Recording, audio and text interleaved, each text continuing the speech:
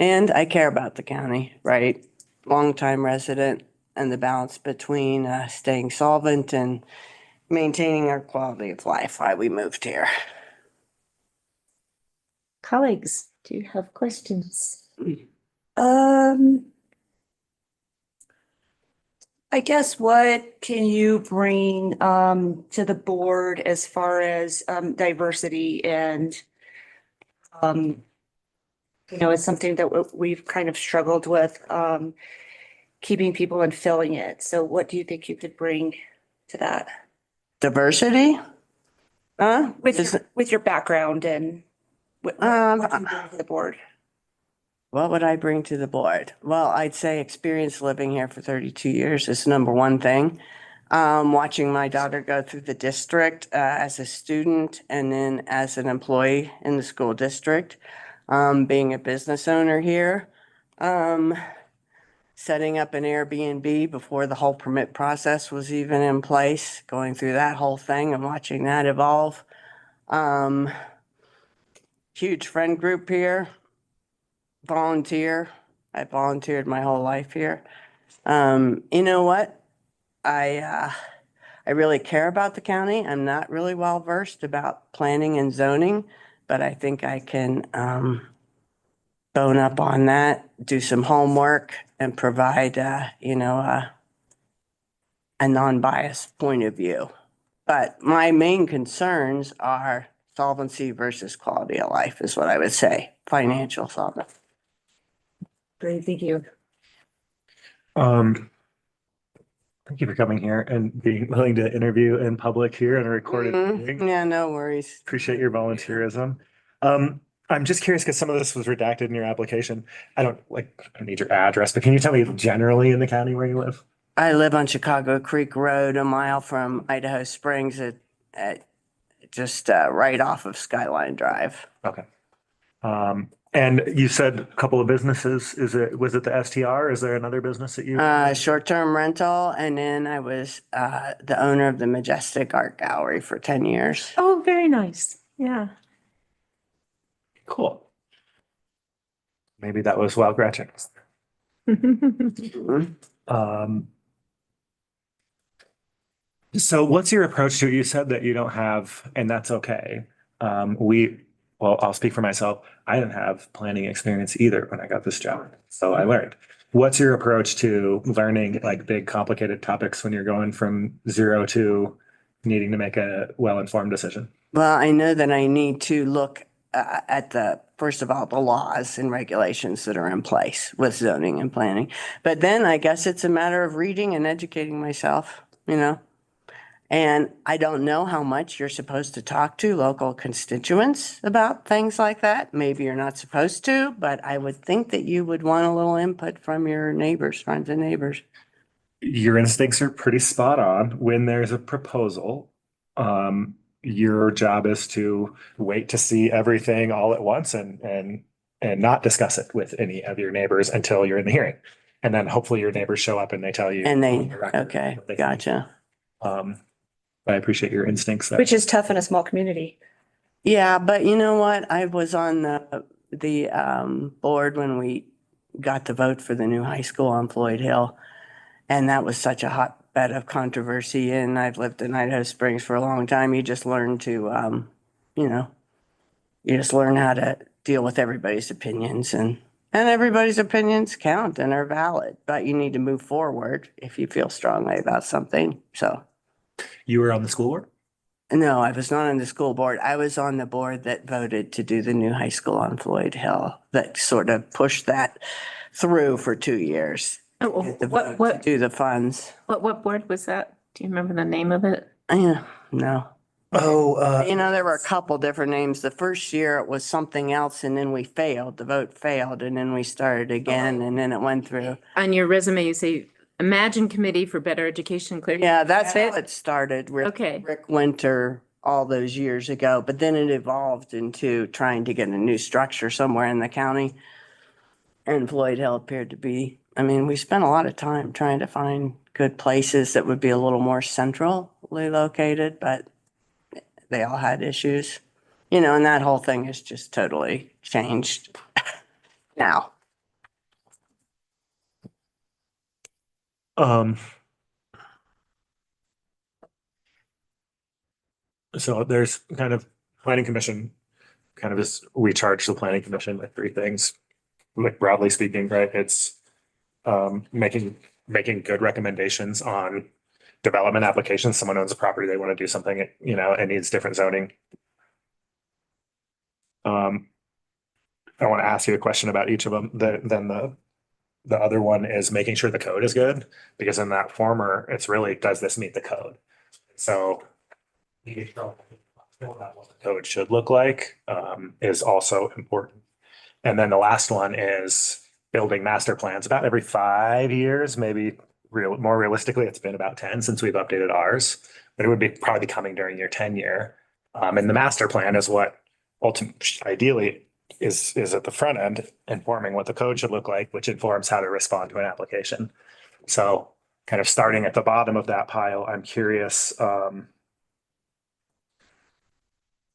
that's really where the rubber meets the road in terms of trying to find this balance. Can you speak a little bit more to what you think like the right balance is in terms of what's built today in Clear Creek and what it's producing for us economically, and what it's not doing in terms of view sheds? Like, where does Clear Creek need to go in terms of what's built and how our land is used from your perspective? Well, our big revenue generator was the mine, right? And that's kind of, not that so much anymore. And I watched the county kind of evolve from being a mining town, basically, even though it wasn't gold, it was the Henderson, to becoming a tourist economy. Basically, that's kind of where we are.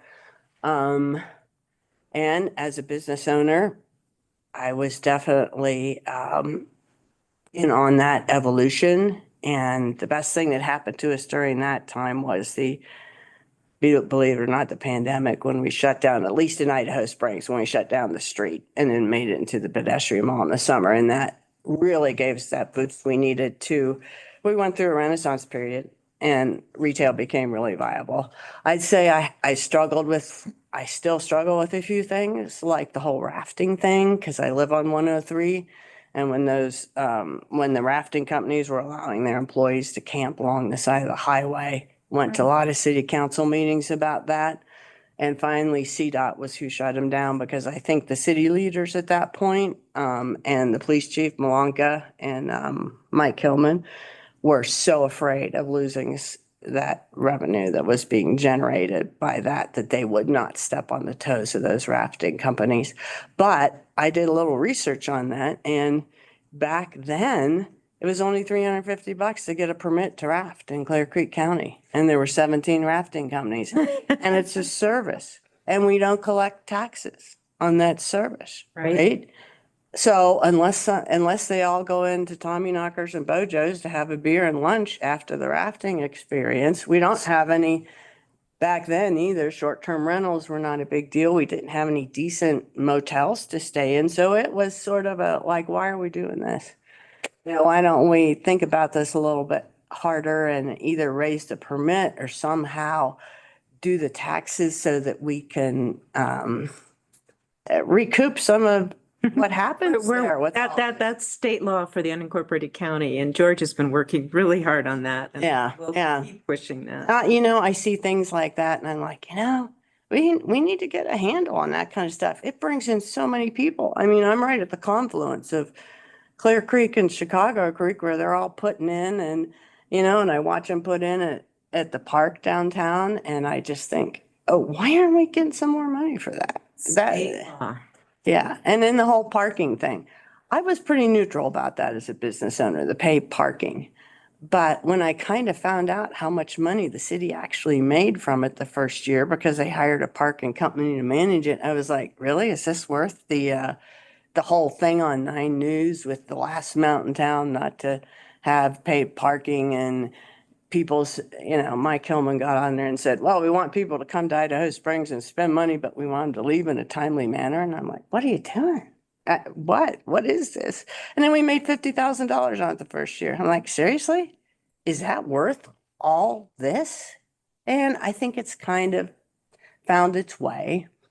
But there's no parking now except paid parking, every little nook and cranny now has But it become that. fills you know? up, and they did allow Clear Creek residents to register so that we can park for free, which I Yeah. think is. Which is, yeah, and that's good. I mean, the whole evolution of the express lane, that whole thing. I've watched that be kind of a debacle where, what is it, 80 days a year or something?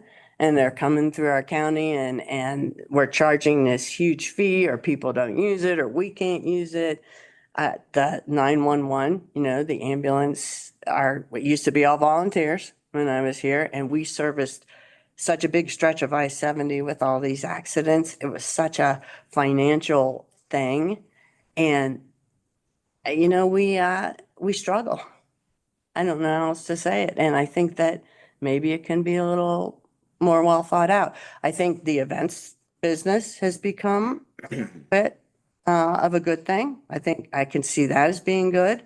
I think the whole truck stop thing in Dumont, that was one that really required a lot of thought, and not in Dumont, at Bakerville, at the trailhead. So I think you just need to know what the law is and be thoughtful and look at all the angles, financial and quality of life. And, at the end, just move forward and do what you think is best for most of the people here, right? Thank you. I think you answered. I had another one, but you answered it. Okay. And I appreciate you, Madam Chair. I have no further question. Thank you. I'm JD, good, thank you.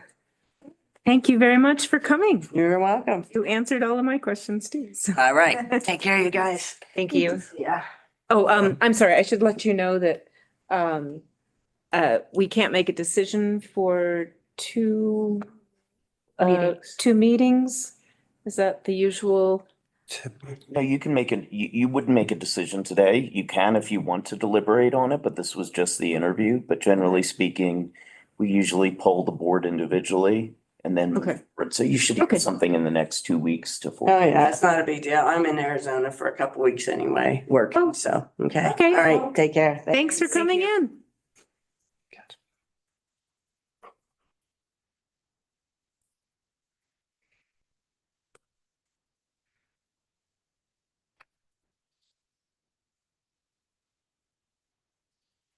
All right, moving on to updates. First on the list is our Public Information Officer, Megan Hyler Wilson. That's me. Honestly, nothing too crazy. Just that I want to remind people watching that if you're looking for a job, we are hiring here at Clear Creek County. We have a lot of different positions that are open. So if you're looking, just head to clearcreekcounty.us and you can find our job listings there. And then also this is just a reminder to sign up for county alerts. You can do that on our website. I know weather's kind of crazy, and especially with the summer coming up, that's fire season. So if you sign up for alerts, then you will always be in the know. And that's all I have. Thank you. Thank you. County Manager update, Colton. Hello. Thank you, Chair. I have just a couple of things. One is we will be giving your goals back to you on the 17th for your final perusal and approval. Another thing is the flu and COVID has been going around a lot, especially amongst our staff. So we're just asking that if you we are very, very lean right now. So we're having people fill in for jobs that they normally don't do to keep divisions open. We've had, people wearing a lot of hats and, just to keep base functions because we have a lot of people sick right now. So we ask that if anyone is coming to the courthouse who might be sick, please wear a mask or come another time so we can keep functions open. And just be a little patient with us right now because we are down a significant portion of our workforce right now due to those things, due to influenza and COVID right now. So. I always appreciate when people don't come to work sick. Yes. Yes. Yes, get everybody else sick. Yes. You can also get tests at public health. Right. And We also have our staff does have tests available, which they are taking. And then we are also basically just being safe as far as having a lot more remote work right now. People just incidentally. But I want to thank staff for stepping up. We've had people cover roles that is not their job. And we're trying to really instill a culture of I don't want to hear the phrase, "That's not my job," right? Everyone's job is, and so I really appreciate staff and I want to thank them because everyone has stepped up willingly and we have managed to keep everything open when we've had some pretty key people out for unexpectedly. So Well, thank you and thank your staff. Yep. That's huge. thank you. And also, do we still have masks around if people? I think there's some at the front. Okay, The court security officer has some. okay, very good. Thank you. Moving on to commissioner updates. Who'd like to go first? I'll start. First, the Jefferson Center for Mental Health, I serve on their board at your pleasure. They're doing kind of a midstream update of their strategic goals. They got a new CEO and the context has changed a lot for community mental health centers after HR1 impacted Medicaid so dramatically. So we're going to refresh our strategic goals. It occurs to me, colleagues, that this might be a good time for us as a board to get an update on the Jefferson Center and what their strategic goals are and kind of like what's going on with them. This is the organization that is charged with serving our Medicaid eligible populations. It's also the biggest organization that anybody can look to when they need mental health. Is that of interest? Yeah, sure. Definitely. Okay. So you could invite them and then let Peter know. Yeah, or Colton or whoever. Yeah. But okay, we were in a meeting last night and I thought this might be a good time just to get a little update. Thank you. Been talking to Idaho Springs about potential congressionally directed spending applications, especially after learning that what we thought we might apply for might not be strategic this year, related to emergency shelters. So Idaho Springs does intend to apply for the pedestrian bridge that would get across the highway to Carlson or New Carlson. I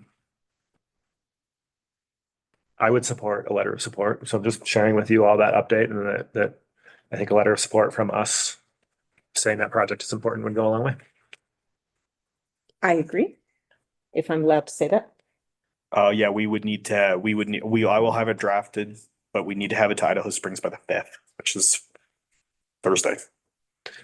So Peter admonished me against asking you your opinion on that, but Colton may be reaching out to your opinion. And this is my confession that I am asking Colton to do that. Great. No, I've been advocating for that. I know Jody has too, so. Yeah. Yeah. Okay. And then a handful of legislative. The Outdoor Opportunities Act, House Bill 1008, seeks to codify Colorado Parks and Wildlife's role in outdoor recreation planning. Last year they tried late and they tried to do it in a way that we weren't really happy with. If you remember, they were trying to add building OHV trails into their mandate. And so we got that bill killed last year. This year, with a lot of upfront opportunity to influence it, we're on the verge of getting a statutory obligation for CPW to, as they build their recreation plans, like really think about which communities outdoor recreation is building big economies and which ones it's not, right? And I know we perceive ourselves as one where it's not. And so I'm optimistic that we can get some really good language in there so that future recreation planning can be more considerate of communities like ours that kind of feel like we're on the outside looking in. Mhm. Providing a whole lot of services and not really getting the money to provide them from that activity.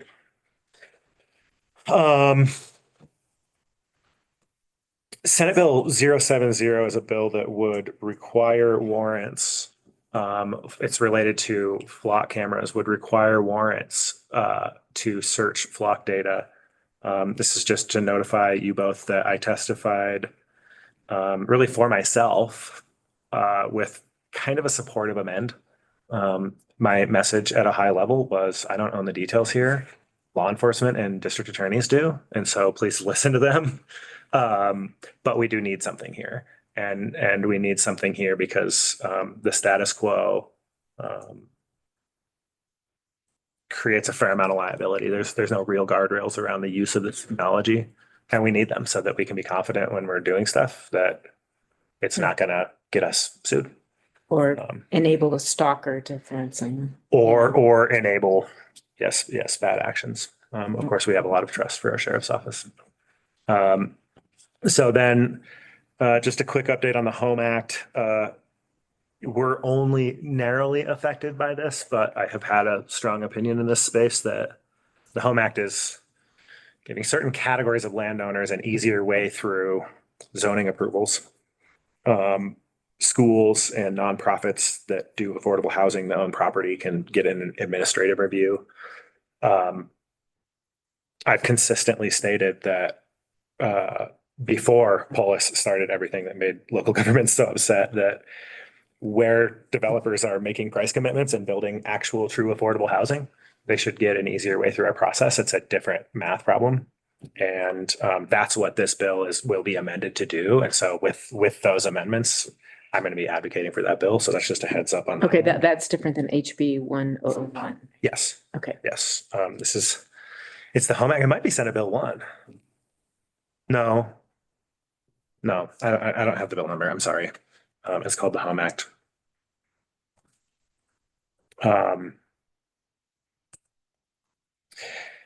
Senate Bill 19, I was talking to you all about. This is consolidating local coordinating organizations and early childhood councils. This was particularly important to the Clear Creek, Gilpin, Jeffco region. Just we got what we need from that bill. They extended the timeline for that consolidation. And so the language of the bill, it now works for us, for our region. The next step is budget advocacy, because the state and the Colorado Department of Education seem poised to take a lot of the responsibility that the local coordinating organizations used to do to help families get into preschools. And they think they can do it with less money than they used to give us to do it. And we think that they're about to severely impact a lot of families' ability to get into preschool. And so we're working on an advocacy angle there.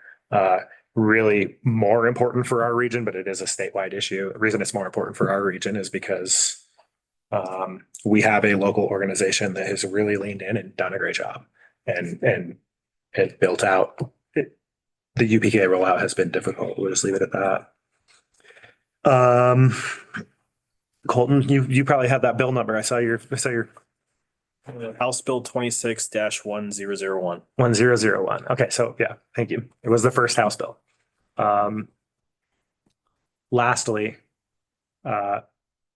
Gateway to the Rockies Opioid Commission, we did formally decide we are not doing a broad funding round this year. So if you're, inside the county government or a partner of the county government in opioid abatement work,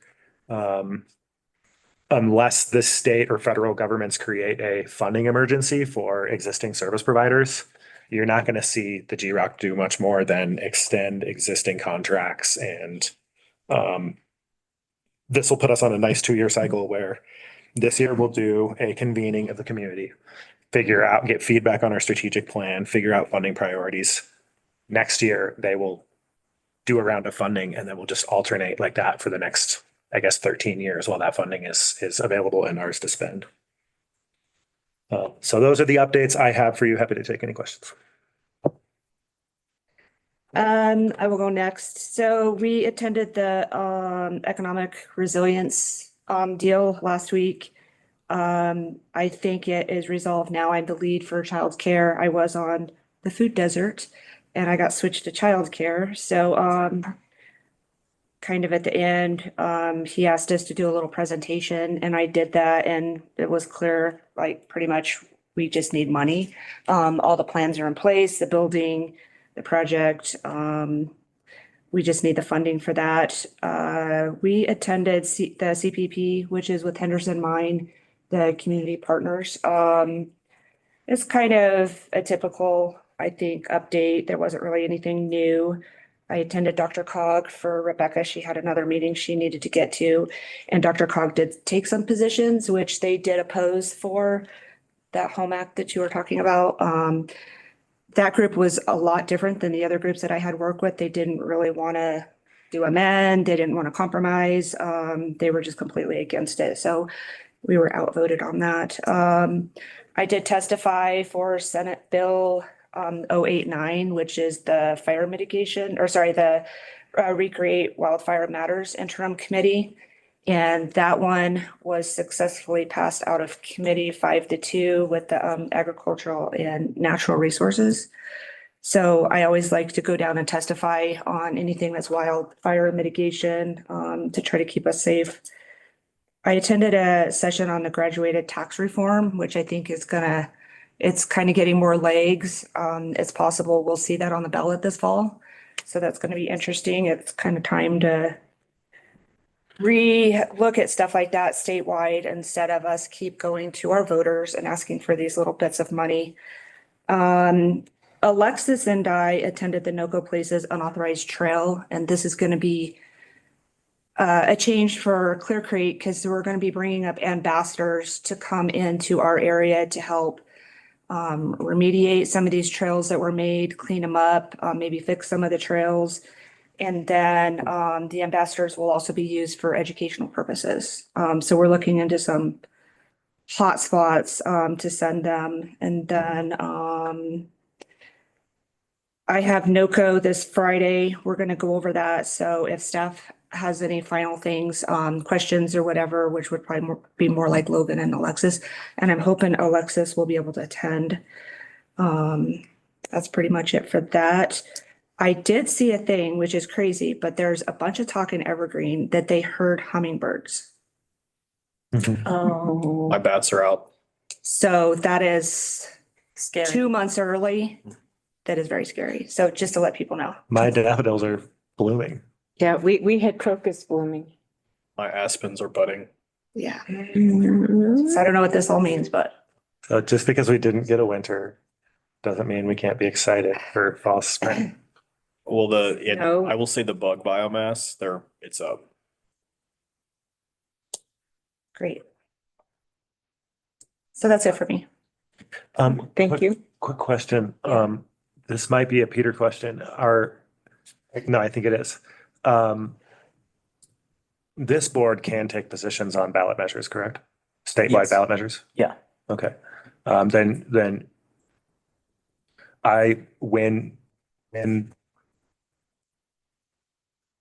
so it's past title board and they're working on signatures. At some point, as a scheduling matter, I would love for us to consider taking a position on the graduated income tax. And I don't know if the right time is while they're collecting signatures or once it's on the ballot. Do you have thoughts on that? Typically, what we would do is we'd prepare a resolution for it so that the board could actually formally state that position. So we could have an action session where you could discuss it, but I probably would want to prepare that resolution in advance. Otherwise, you could have a work session, direct me on the resolution you'd like, and then we would bring it back. But either way, So George, through this process, where does that go then? Do we send that to that committee or? Yeah, we signed up as early supporters of the coalition late last year. It was like, at that point, it was just like signing on to a concept. And so I wanted to make sure, because I know like we can't obviously as a board take positions on like candidates for office. But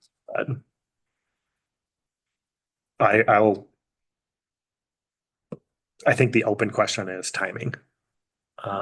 Whether we want to wait till it's on the ballot or take a position now. And I don't mean now, but like, before that. Mhm. That's all for me on that one. Okay. Anything else, Jody? No, that's good. Thank you. Okay, sure. My updates overlap somewhat with George and Jody's, so I'll skip those. All right. Yesterday morning, not sure if you guys mentioned this, but we attended an update on the housing legislation, which I think you did mention. I participated in a fire evacuation simulation was set up at Evergreen Fire Rescue. It was fascinating. It was a table of sand overlaid with a topo map, and we made the mountains and everything. And this spring, we are going to have a evacuation drill for Beaver Brook, Echo Hills, Witter Gulch. So basically that part of 103 to see where the bottlenecks are, how we safely can evacuate people. And they have this 3D map, and they ran the simulation of how fast the fire would move. And we have plenty of time to get people out.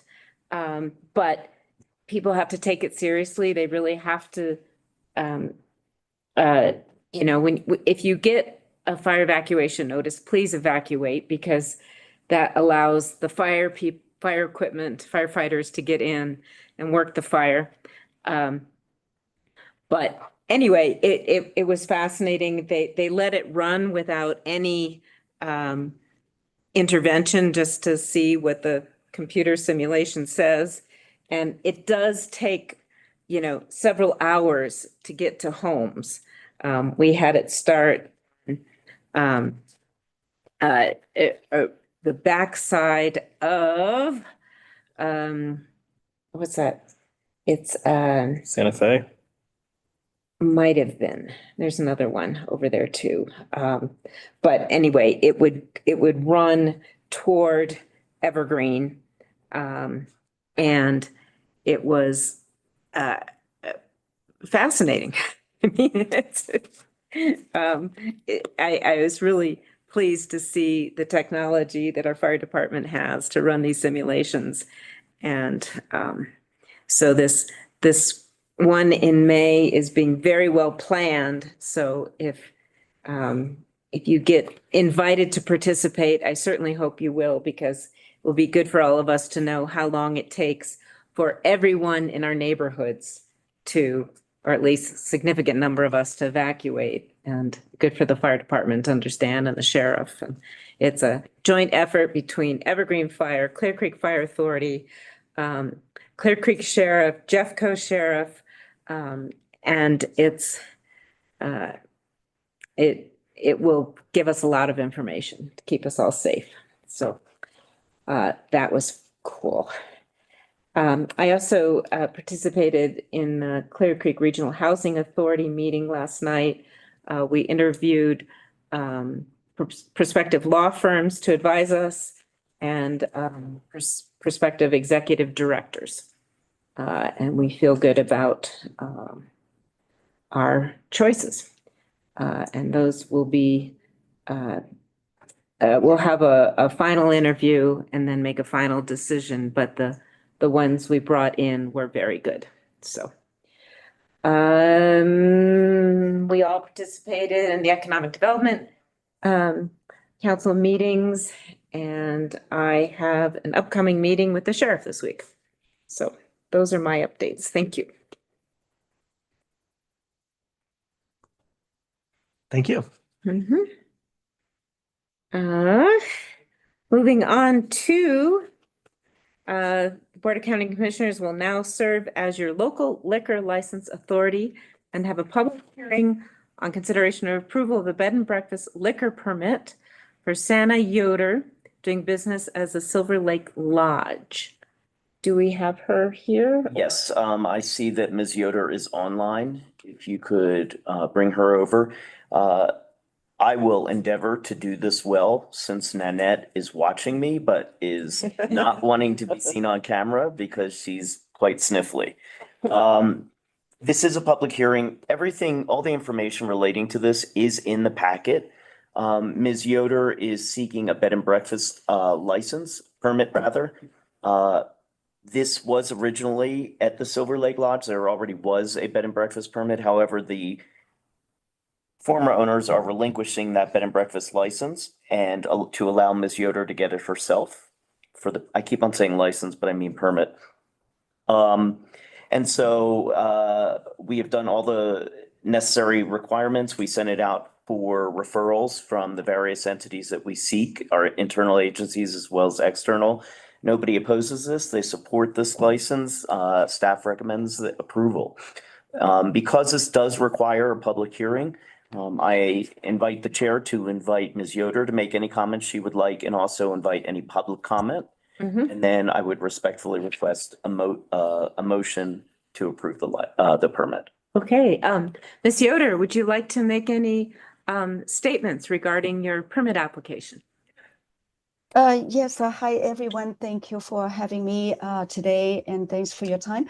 The reason this is a new bought property and running the business in Clear Creek County and in Idaho Springs. And we would like to provide the highest quality of enjoyment for the tourists in this area. And so that can promote the tourism in Idaho Springs as well as Clear Creek County.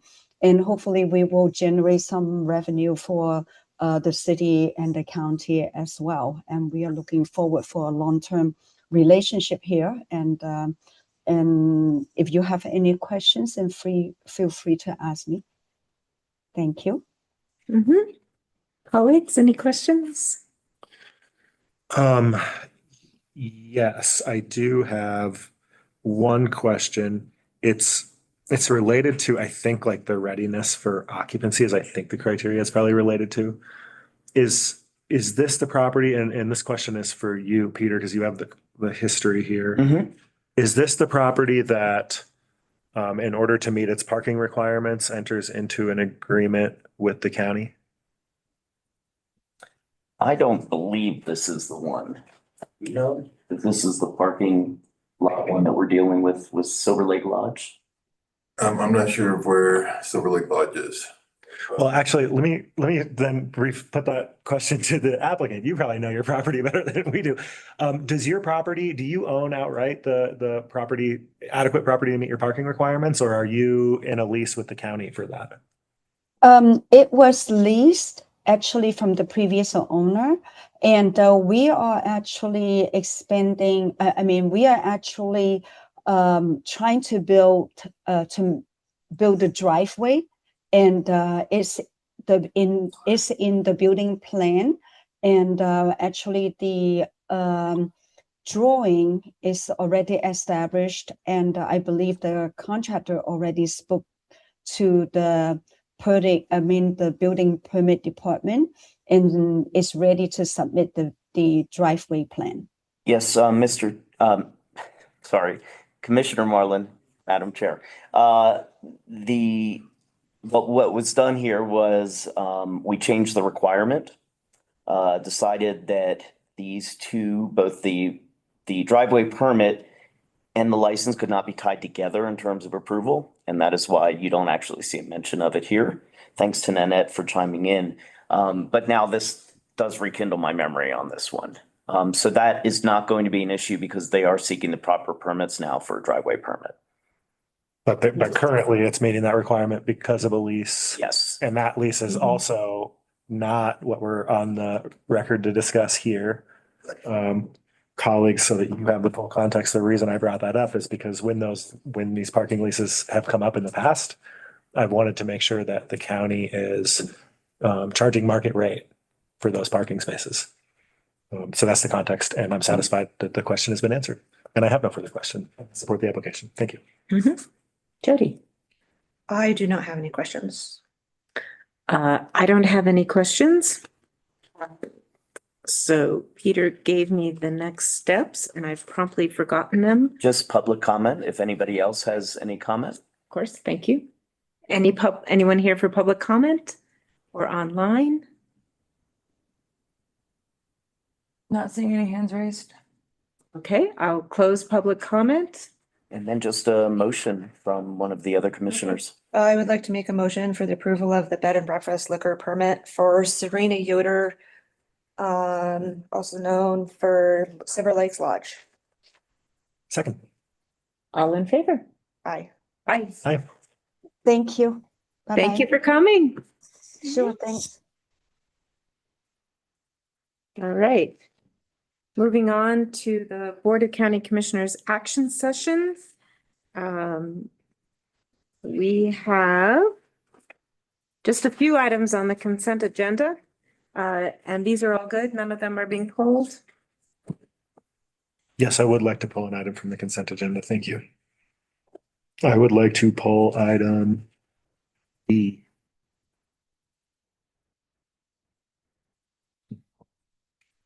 Okay. And when that is pulled, just for clarification, do we move it to the work session? Or how does that work, or executive session? So what'll happen is after you read this, Commissioner Marlin's indicated which one you would pull. Mm-hmm, That will be handled separate. So you will pull that one, mm-hmm. then you will seek a motion for approval of the remainder of the consent agenda. Once you take care of that, then you can address item D. Yes, item D. That's the one you're pulling? I'm sorry, I missed. Yes. Okay. Yes, D. Okay.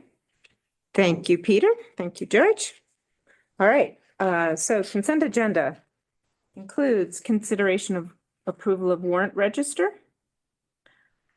and consideration of approval of a temporary license agreement between Clear Creek County and Serena Yoder doing business as the Silver Lake Lodge. And lastly, consideration of approval of resolution R 26-23, a resolution adopting a revised fee schedule for Clear Creek Ambulance. And then we are pulling the last one. Should I read that one or wait till we discuss it? D. You can wait until we want to discuss it. Okay. Do I need a motion to approve the consent agenda? Yep. So moved. Do I have a second? Second. All in favor? Aye. Aye. All right, And now you would go to D. yes. So pulled from the consent agenda was D, consideration of approval of resolution 2626, a resolution ratifying the imposition and rescission of the Clear Creek County temporary stage 1 fire bans imposed on February 16th and February 24th. George, you have the floor. Thank you, colleagues. I pulled this not due to a lack of support. I definitely support us being in a fire ban. I pulled it because I have some questions for the county attorney to make sure that I and we understand our role. My intention here is that I really think we should have been in a fire ban earlier. And it's occurred to me that the board has delegated the ability to impose a fire ban. And rather than sort of wonder what other people are doing with authority that could be ours, we do have the option to decide that we want to decide when there should be a fire ban. And if that had been the case, I would have been asking for it to be on a board agenda months ago. So in that context, I want to ask Peter, this is the board's authority and statute, right, to decide when we're in a fire ban and not? Yes. Okay. And historically, and I think almost every county delegates this to the sheriff's office. Is that also correct? Yeah, I am not familiar with any county that hasn't delegated this Okay. responsibility to sheriff's office. It's in statute that the board gets to decide basically anything related to the health and welfare of its citizens. And this is one duty that typically boards delegate to the sheriff's office, and then the sheriff's office, because the sheriff serves as the fire warden for the county. Even though we have a fire authority, he is technically by statute the fire warden. And so in that capacity, he's given that delegation of authority. I think it makes sense. Like I can understand why you would do it like this. First off, why have to call a board meeting when you hit the numbers, just go in, right? But it's occurred to me, colleagues, and this is maybe asking, I know we're planning on having a work session about this ordinance. And so I wanted to just kind of early, like, ask some questions, propose some ideas that might be bad ideas. Like, what if we set up a situation where instead of fully delegate the authority, it's a little bit of a first to the line, you know? If we think there ought to be a fire ban, we can act and put a fire ban in. And if the sheriff thinks a day before us that we ought to be in a fire ban, then the sheriff could do that too. Or something. And my intent here is just to make sure we're erring on the side of being in a fire ban and not in a fire ban. I said No, that in a re- way that's not clear, right? Yeah, restate that last sentence. My intent here is to make sure that we are erring on the side of being in a fire ban. If the numbers are close, if it could be tomorrow that we hit the numbers, but maybe we hit the numbers today, or if it's only a portion of the county, that as a policy matter, we would choose to be in a fire ban rather than not when the numbers are close. I had a discussion with Chief Jeremy Jones yesterday at our fire simulation. And he was explaining that we can't do like a portion of the county. And, our county weather can be very different. So I can have constituents saying, how come we're not in a fire ban? And over here, everything's just fine. So I also agree that I would rather err on the side of having a fire ban than not.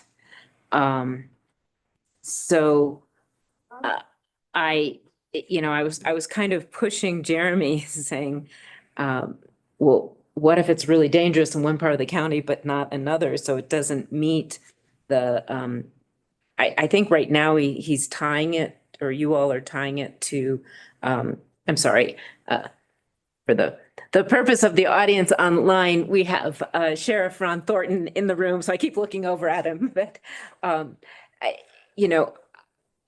understand from Fire Chief Jones that there are certain criteria they have to meet. They have to meet, how dry the grasses and trees are, what the wind is, what the temperature is, in order to meet. Are they, and I'm not sure, Peter, are they state requirements for fire ban, or how does that work? There is the statute under 3010-153 does address some of this relating to the sheriff's ability to address this in an emergency, controlling and extinguishing basically prairie fires and forest fires. But the reality is that, in my opinion, it is very easy to demonstrate when it's appropriate to go into a fire ban, and you don't need just those criteria. So in my opinion, if there is an element anywhere in the county that is susceptible to the need to have that fire ban, my recommendation would be you would go into a fire ban. Mm. It does not have to be countywide. So I disagree with that assessment, but I am also not the fire chief. There's the fire. I agree with you. There's the fire science side, right? Just like the numbers are the numbers, the data is the data. Right. And then there's like the communication and like the policy work of how can you effectively communicate when there is a fire ban? How do people understand well? And this is where, I would support not trying to divide the county like Boulder County does this. And so I know we have a work session on this. I don't want to belabor the point. I would, Madam Chair, like if Sheriff Ron Thornton is here, have anything you'd like to add now for us to be thinking about? Yes, could we invite Sheriff Thornton up? By all means. Just keep in mind that the issue before the board today is simply ratification of the prior fire bans. And since we will have a work session Okay. in 2 weeks on this, I encourage you to limit the discussion. I Okay. did want to say too, I don't know if George, we're not in a fire ban currently, right? It was just a temporary for these time frames. Right. Very specific. We are out of the fire ban currently. Both those days were red flag warning days. And the last one came out at 4:30 in the afternoon as a red flag warning starting the next morning. And then that next morning, it got downgraded to a high wind event instead of a red flag warning. But we still went into it because it's right there on that line. And just for the duration of the red flag warning. Mm-hmm. And I think that's smart. And I'm not trying to complain about that policy. I think where we see successive red flag warnings as we have is kind of in my mind where maybe it makes sense from a communications perspective, just to be like, you know what, Clear Creek's on a fire ban. Mhm. Like But anyway, you've encouraged me, Peter, not to drag us too far into the weeds here. The questions that I kind of have for that work session are, I've already kind of articulated, what's the right approach to making sure that we're erring on the side of being in a fire ban. Erring on the side of safety. Yes, thank you. That's Sheriff, did you have any comments based on our question or statements earlier? Like I said, Peter said, we got the work session coming up. But I do agree with, Commissioner Marlin that I don't think we need to split the county. That would be too confusing for people, like, well, I'm on this side of the line or I'm on that side of the line. Right. I just think, hopefully during the work session, we can come up. If we're in a burn ban, the whole county's in a burn ban. Can you clarify for me, what happens if somebody is, off of Guanella Pass Road, camping in their fire pit, having the fire going, and a fire ban gets enacted? How do they know? Because we were up there with open space, found a smoldering fire that open space and the commissioners worked to put out. And we couldn't call anybody because there was no cell service. So how do campers know that? They generally don't. If they're up there and then we go into a fire ban and somebody else that knows there's a fire ban sees it and calls it in, Okay. then we go up there and we educate them, and they usually stuff like that. Now, if, there's different scenarios and stuff, but for what you're just talking about, it's just more of an educational thing. We'll go up there, hey, guys, we went into fire ban at this time. Right. Unfortunately, you got to put your fire out, and they've always been, oh, sorry, didn't know, type thing. So we're really relying on the public that if we're in a fire ban and you're driving up to a campsite and you see other campsites burning fires, you should let us know. And the public is really good about that. Okay. So, Thank you. yes, they're really good about that. Oh, Matt, Yeah, in long scale, like. here, you're gonna have to come up. So. No problem. In long scale, like, so if we were to implement a full stage one, not the temporary, we do postings at all the trail, like all the roads ways. Oh, okay. So like entrances at the bottom of Guanella, at the summit of Guanella, top of Fall River, bottom of Fall River, top of 103. So it's posted in any any intersection as well. Good. So, and then usually we Mhm. work with CDOT to be able to get that posted on their mobile boards as well. So, Okay. And if people are paying attention, they'll let others know. correct. Mhm. All right. Yeah, there's about 73 locations Yeah. that we have that we post signs at in the event. I mean, I've seen it on Stagecoach, so. Yeah, and then working with, we had the flip down signs as well. Yes, Can be able to yes. implement. Yeah. Yep. Very good. Well, thank you, gentlemen. We good here? I have nothing more. I support the resolution. I'm happy to, whenever we think the conversation is done, make that motion. I would entertain a motion. Great. Thank you all for indulging me. I move we approve resolution 2626, ratifying the position and rescission of the Clear Creek County temporary stage one fire bans imposed on February 16th, 2026 and February 24th, 2026. Second. All in favor? Aye. Aye. Thank you. Thank you, gentlemen. You're welcome.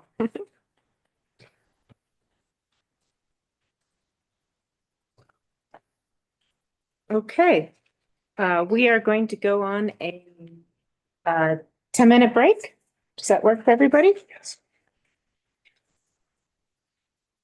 Yes. Did you sense my body language?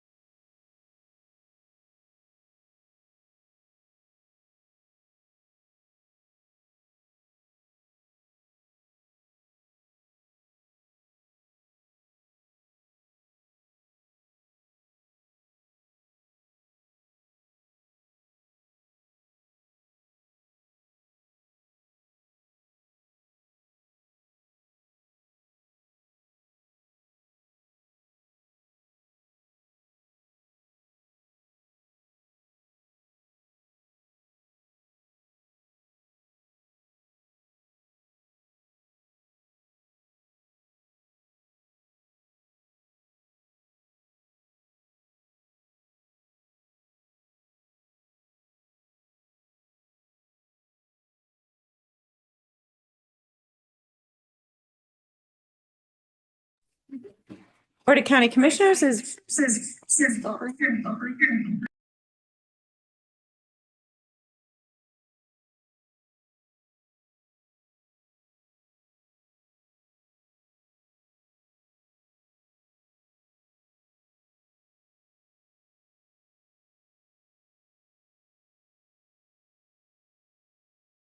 okay. Now the Board of County Commissioners is back on the record for consideration of Resolution 2026-24, resolution declaring a structure located on California Lode Mining Claim, USMS number 1559 in the Dumont area and owned by Fox Gulch LLC to be unsafe and ordering the removal of the structure by Clear Creek County. Is there anyone here for public comment? I represent Fox Gulch. We were sitting in the courtroom. That's where they sent us. Oh, dear. Been over there for 20 minutes probably. Oh, dear. Well, we actually are just ready for you now. So if you'd Okay. like to come up to the stand here and make a public comment, or if you prefer to sit, I would. pull a chair up. Okay. I think it's just for ease, we can pick him up on the. We can pick him record. up over He's- here? he's loud Okay. enough, So you just. I can Okay. zoom in I too. recommend staying there. All right. You can stay right where you are. Oh, thank you very much. And are you Mr. Scott? I am, Okay. both of us are. Well, welcome, gentlemen. Perhaps before we let Mr. Scott speak, Colton could just introduce the item, give an overview, and then if Mr. Scott has anything to rebut or address, we can. Okay, very good. Colton Roloff, County Manager, would you please give us an update? So, make sure I get all this correct. So initially, this hearing was called for a, unsafe structure, at the, California Lode Mining Claim, US mining number 1559. Potentially to do an order to remove unsafe structure.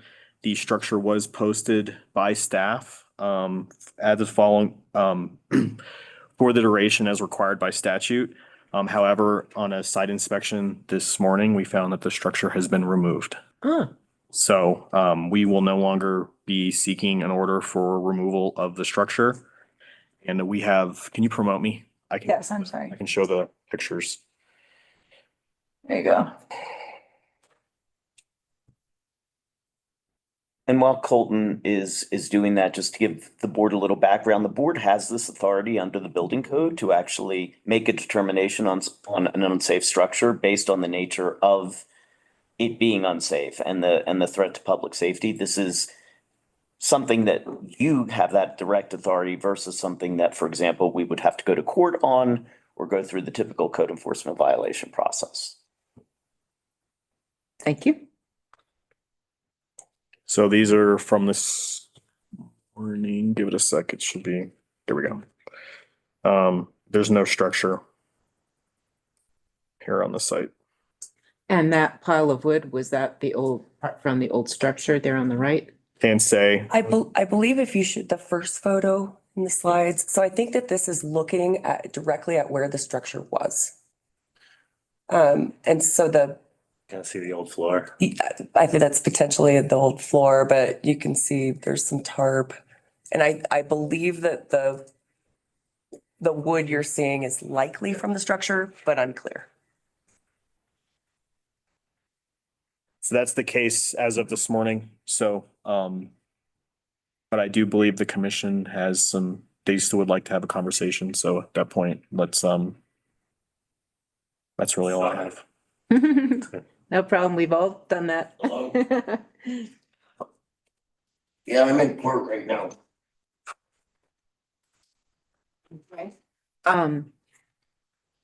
So we obviously don't need to order it taken down since it has been taken down.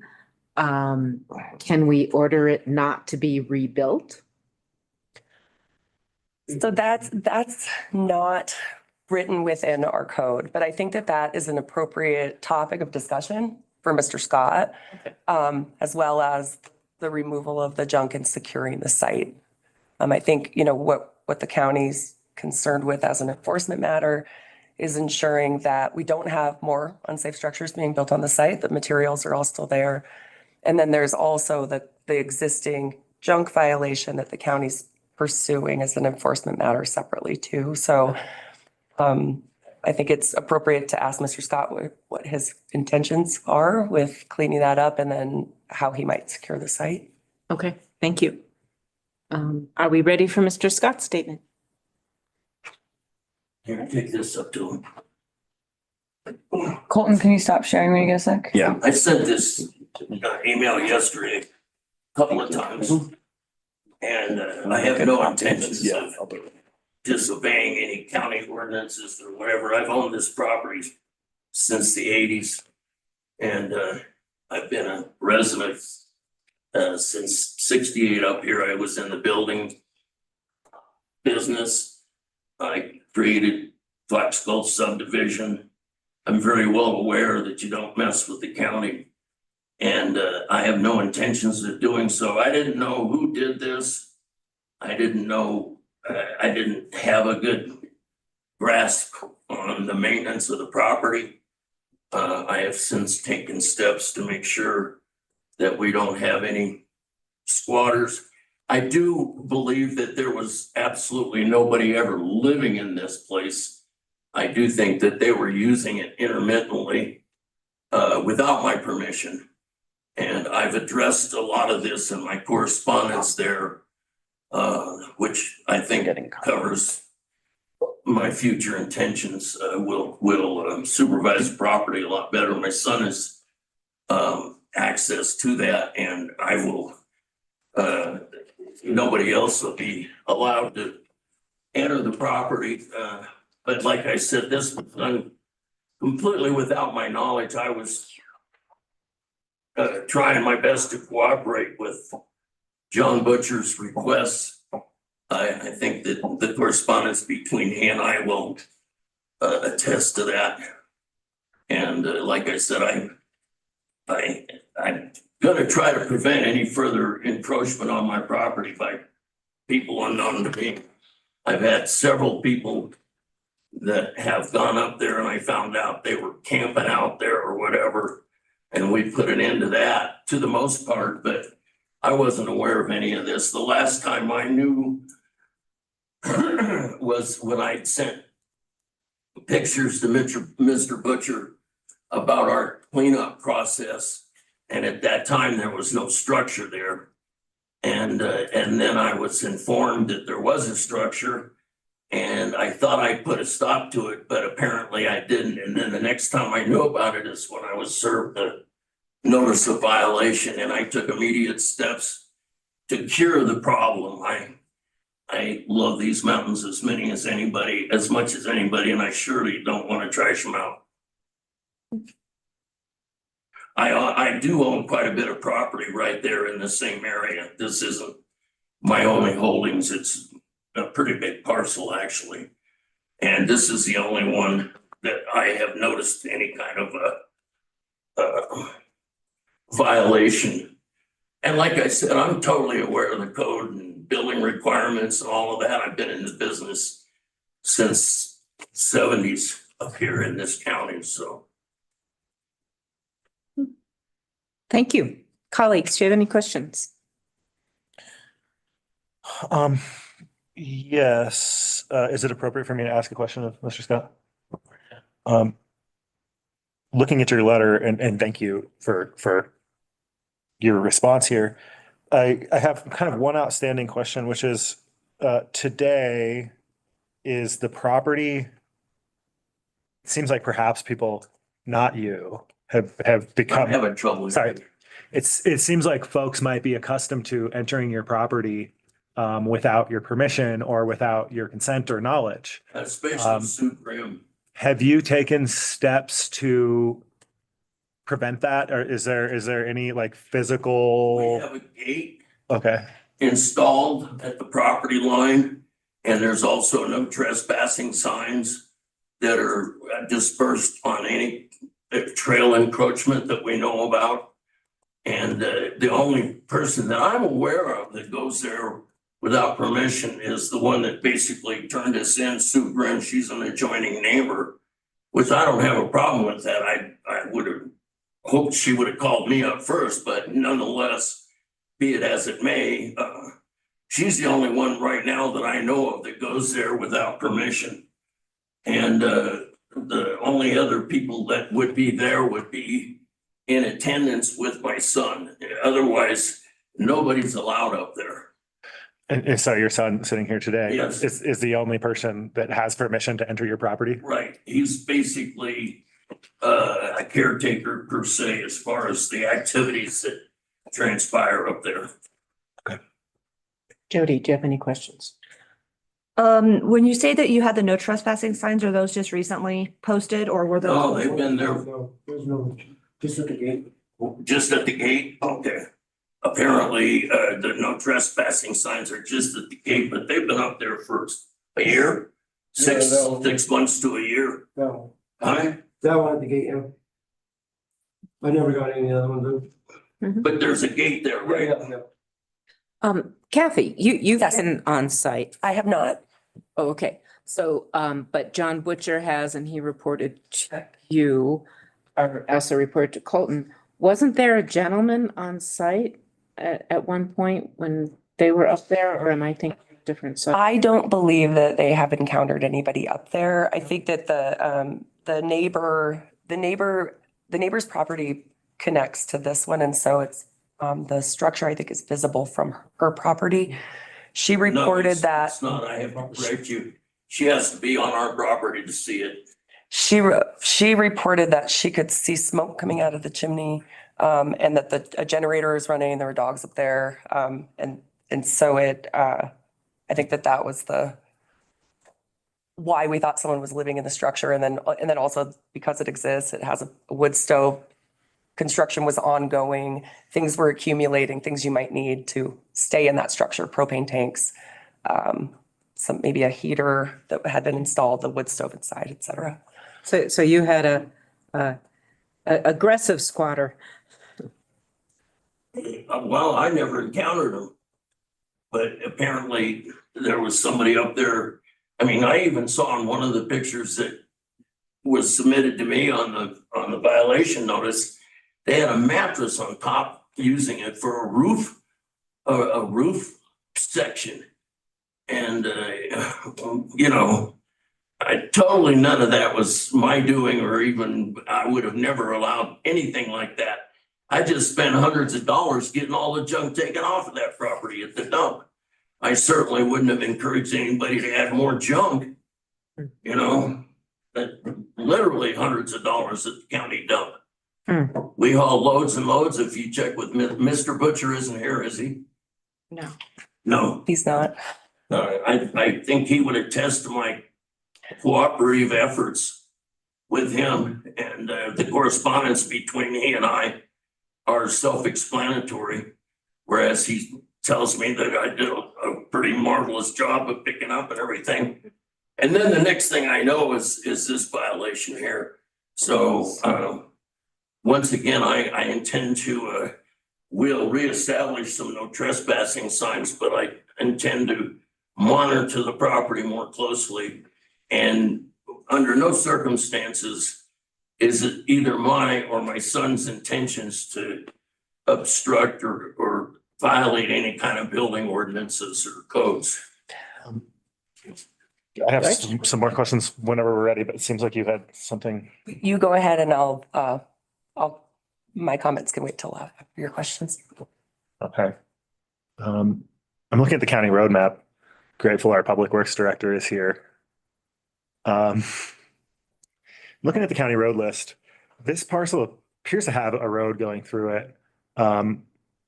Appears to be a private road. It's not on the county road map. Am I correct so far? That's staff's understanding of that. We, the site development department who administers access permits to private properties from the county's road system was notified of some activity on this road. I believe a couple of years ago that we responded to. There was some grading activity occurring on the road there, but that was the extent of our evaluation of it then. And beyond that, we don't have any records, no records that that's any kind of public publicly accessible road. So the presumption is it's a private road, and it does cross county property, correct? Yes, that's my understanding is that's a open space. Okay. Type of property owned by the county. Do we allow access to that road across our property, or do we not? And is it posted? Do we know? We have not permitted vehicular access onto that property now. Okay. If I may interject, this was ruled on by Judge Terry Reckregel, whereas that road right there, this was through an access civil action. And the ruling of the judge was that was the access to our property. It's been in court and he ruled on it. I can only speak for myself. I'd love to see that. You'd love to see that? Yeah. It's in the county records. You know, it was a civil action and I was trying to gain access to the other end of the property. Reckregel went out and did a visual search of the whole property and made a ruling. And it clearly declared that that was our access road. I might also enter in for the record that has been determined that the off-ramp of I-70 is not in accordance with the original survey. The off-ramp shows that the road, the exit ramp for Dumont is 300 feet further east than where it is right now. And that was to allow ingress and egress to our property. And for whatever reason exists when they put the interstate in, they did not follow the engineered plans, and they moved the exit ramp 300 feet further west. Which is kind of a moot point, but it nonetheless, it was addressed in the original platting of the interstate system. And once again, the access was granted through a court order. Okay, sir, we can easily look that up. Thank you. Can't do much about I-70 right now in this hearing.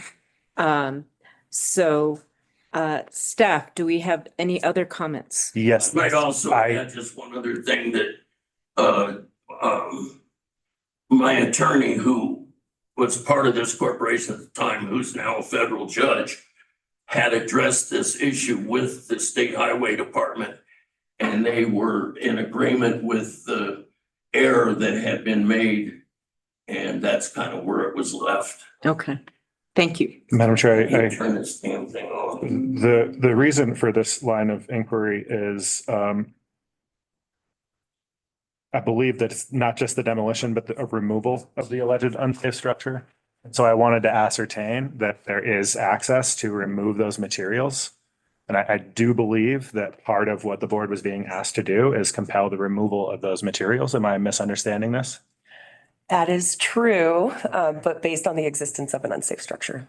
So now that the structure has been disassembled, Correct. we can no longer compel that those materials be removed the way that we posted In this today. particular. In this case, yeah, I think now that becomes part of the existing junk violation that the county is also pursuing. And I think that one way that we could wrap kind of all of this up as a for the unsafe structure materials and the junk case is that we could offer Mr. Scott and his entity Fox Gulch a stipulation to resolve the case where we'll set forth timelines for the removal of all of the remainder of the junk, require that he secure the property against unauthorized entry and those sorts of things. And then those stipulations, essentially they're just an agreement that we're not going to litigate later. We're just going to settle it now with the kind of going in the same direction. It gets filed with the court. It gets made into a court order. And so if he doesn't follow through with any of it, judgment would enter. So I can talk with him after this hearing about that. Okay. Thank you. That sounds like a good way to wrap it all up. Thank you. That's all for me. So I have a question just on you said that you own other parcels. Do you own the Nevada too? I do. Okay. and the California, Nevada, and the Montana, the Veta Grande, the Veta Madre, the Monitor.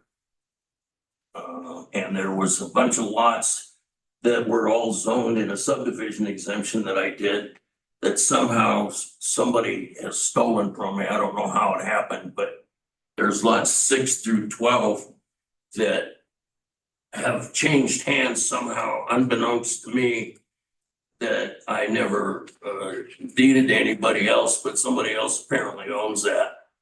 I mean, they're of record of owning it, which they took it illegally, which I haven't addressed that issue yet, but there was 12, there's 6 lots, 5 through 12. And then there's 5 other ones, so that's 7. 12, I own 12 parcels of, or Fox Gulch does, of which we all, we procured these properties in late 80s, early 90s. And we've owned them since then. And so there's been some illegal title work done up there, which I have not been able to get to the bottom of it yet, but you might as well be aware of it. Thank you. Peter, what's the next step? I think at this point, since the board said what it said, that there's actually no motion that's required anymore because the unsafe structure was removed. So you can conclude the hearing. I do want to note that the letter that Mr. Scott brought will be added to the record. It'll be supplemented in the agenda packet so that the public can see it. Very good. And Kathy can, legal counsel and move forward with preparing a stipulation to try to resolve everything. I will follow up with Mr. Scott about that after this hearing, if there's time between this and the Coors hearing. Otherwise, I'll get his contact info and contact him. We can make time for you since we're all in the room. Yeah, and just so the record is clear, so the respondent has come into compliance in terms of removing the unsafe structure. That is why there is no motion or finding needed by the board. And that resolves that end, that part of the case. Right, but there's still the outstanding Junk case, junk case. separate and important. Yep. All right. Great. Thank you very much. And if you have time to talk with Kathy, we could maybe get it wrapped up. Thank you. Thank you very much. Thank you. I'm Kathy. Mark. I'm Kathy. Yeah. Can I take you guys a moment of this? And there's an elevator. There's an elevator we can take, absolutely. Actually, I'm not at a tennis setup yet.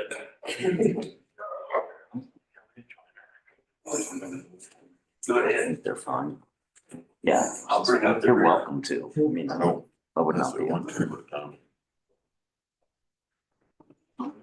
Any concern? No, she's out sick. Yes, would you mind going up just in case? Yeah, thanks. Thanks, Stoy. Thank you, Stoy. I propose that we postpone the public hearing until Kathy is back on the course. I thought, Oh, you mean for this? I think we're fine to I think proceed. we're fine. all right. Okay, moving on for a public hearing. Consideration of resolution 26-16 to establish a special use permit for case number SUP 2025-03.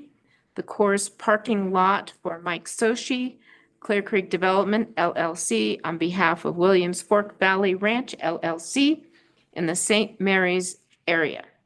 Garrett, Good morning, good morning. Garrett McAllister, Planning Manager.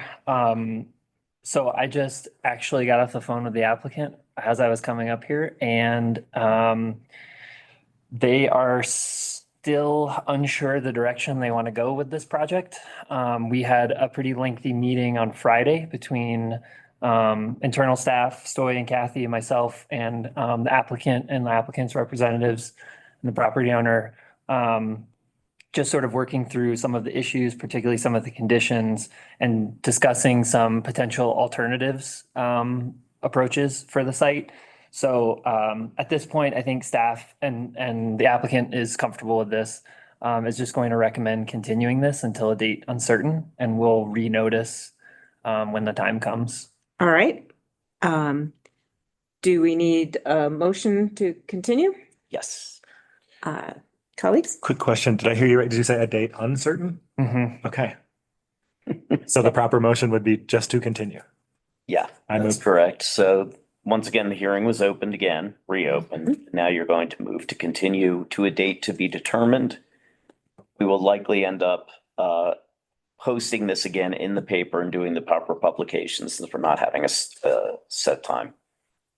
Unless the application is withdrawn or a different application is submitted for something else. There's a few different possibilities, but I think we should just continue this until the applicant is ready and prepared to be here and move forward.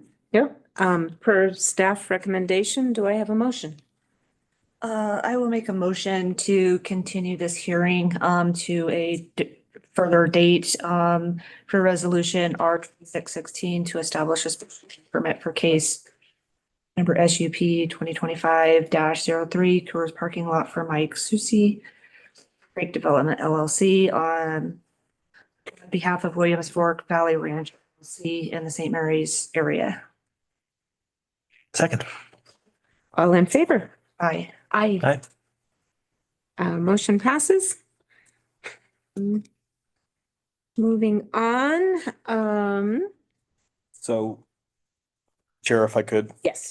most of staff will probably not be here for the work sessions till after lunch. I'm prepared to do number 13 right now. All right. But Sarah had to, we have 6 staff. She is on a case right now, Okay. so she won't be here until after the afternoon. Mm-hmm.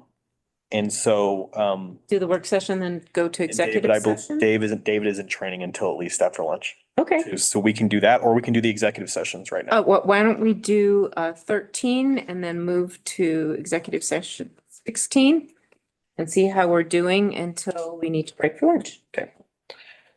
Give me a. Thank you, Garrett. Yes, Garrett, thank you. Oh. Actually, I take that back on 13 potentially because I think some of the tourism employees wanted to be here for that. Okay, with that caveat, we are moving into executive session. Okay, for the reasons, the reasons are pursuant to CRS 246402 for B and D for the Board of County Commissioners to confer with the county attorney for the purposes of receiving legal advice on specific legal questions pertaining to the county's tourism bureau and day-to-day administration of lodging tax revenue used for advertising and marketing tourism, and determining positions relative to matters that may be subject to negotiations, developing strategy for negotiations, and instructing negotiators with regard to the appropriate administration of that revenue. And also pursuant to CRS 246402 for B and E for the Board of County Commissioners to confer with the county attorney for the purposes of receiving legal advice on specific legal questions relating to matters involving potential litigation or other action to address a decision by the Lookout Mountain Water District that will negatively impact the ability of Bear Creek High School and surrounding areas to provide for fire suppression and other public safety needs, in addition to the other potential adverse impacts, and determining positions relative to matters that may be subject to negotiations, developing strategy for negotiations, and instructing negotiators with regard to the aforementioned issue. I second the chair's motion. All in favor? Aye. Moving into executive session. No written minutes will be taken, no decisions will be made. After executive session, the board will come back out for the regular session and then probably break for lunch is my imagine, That sounds good. Thank you. Thank you.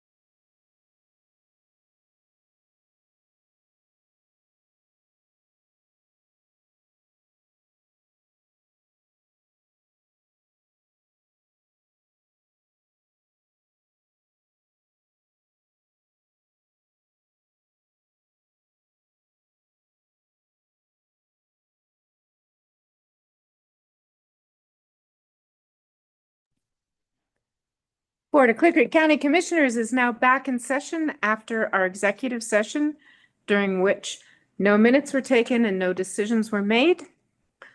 We are now moving on to the Board of County Commissioners' regular session, a work session review of child welfare and adult protective services practices and data. Sarah Casano, our director, please take it away. Thank you. I'm gonna have Megan present it. Yes. Speaker notes. Pull it up right now. Thanks, Megan. What number is this? This is number 14. Thank you.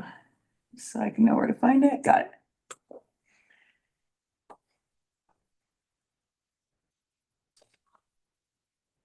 Sorry, Megan. Thank you. No, you're okay.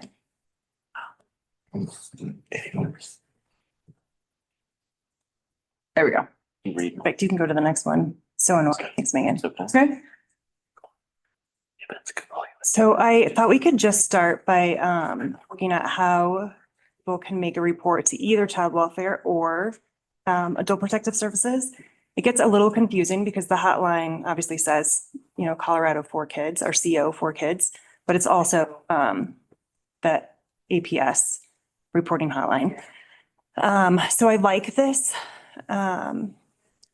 flyer from CDHS. It's kind of an easy way to look at how calls come in and then get transferred to the county and the different decision points and how we decide if a report meets criteria for us to open for assessment, and kind of walks you through a simplified process. But just to go into a little bit more detail, when a call gets routed to our county because the family resides in our county or the child primarily resides in our county, and this is true also for APS, we will first red team it. So a minimum of 3 people for child welfare, a minimum of 2 for APS come together. One has to be a supervisor. And we go through this whole framework around the call, the history for the family, or for the at-risk adult, and see if it meets criteria for us to open for an assessment. And then if we do open it for assessment, there's kind of 2 different tracks that child welfare can go down. One is a high risk assessment, and that's reserved for cases like sex abuse, an institutional abuse report, an allegation of egregious abuse or neglect. So that's maybe a near fatality abuse call, and any other calls that we think should go down a high risk assessment that we have the discretion to make that decision. The other track we have it's called a FAR track. It's family specific response track. And those I like so much more because we can partner with a family in a way that we can't if it's a high risk assessment. So high risk assessments, we have to interview kids outside the presence of their parents. Oftentimes we're seeing those kids at school before parents even know that a report's been made about the child, which can feel obviously not great for parents to get a call from us after the fact, after we've interviewed their child. But with the FAR, we can call the family, they can come into our office, and we have kind of a conversation about whatever the allegations are. So it feels much more like a partnership. Yeah. Is this statistic about 70%? Is this specific to the left-hand side of the flow chart?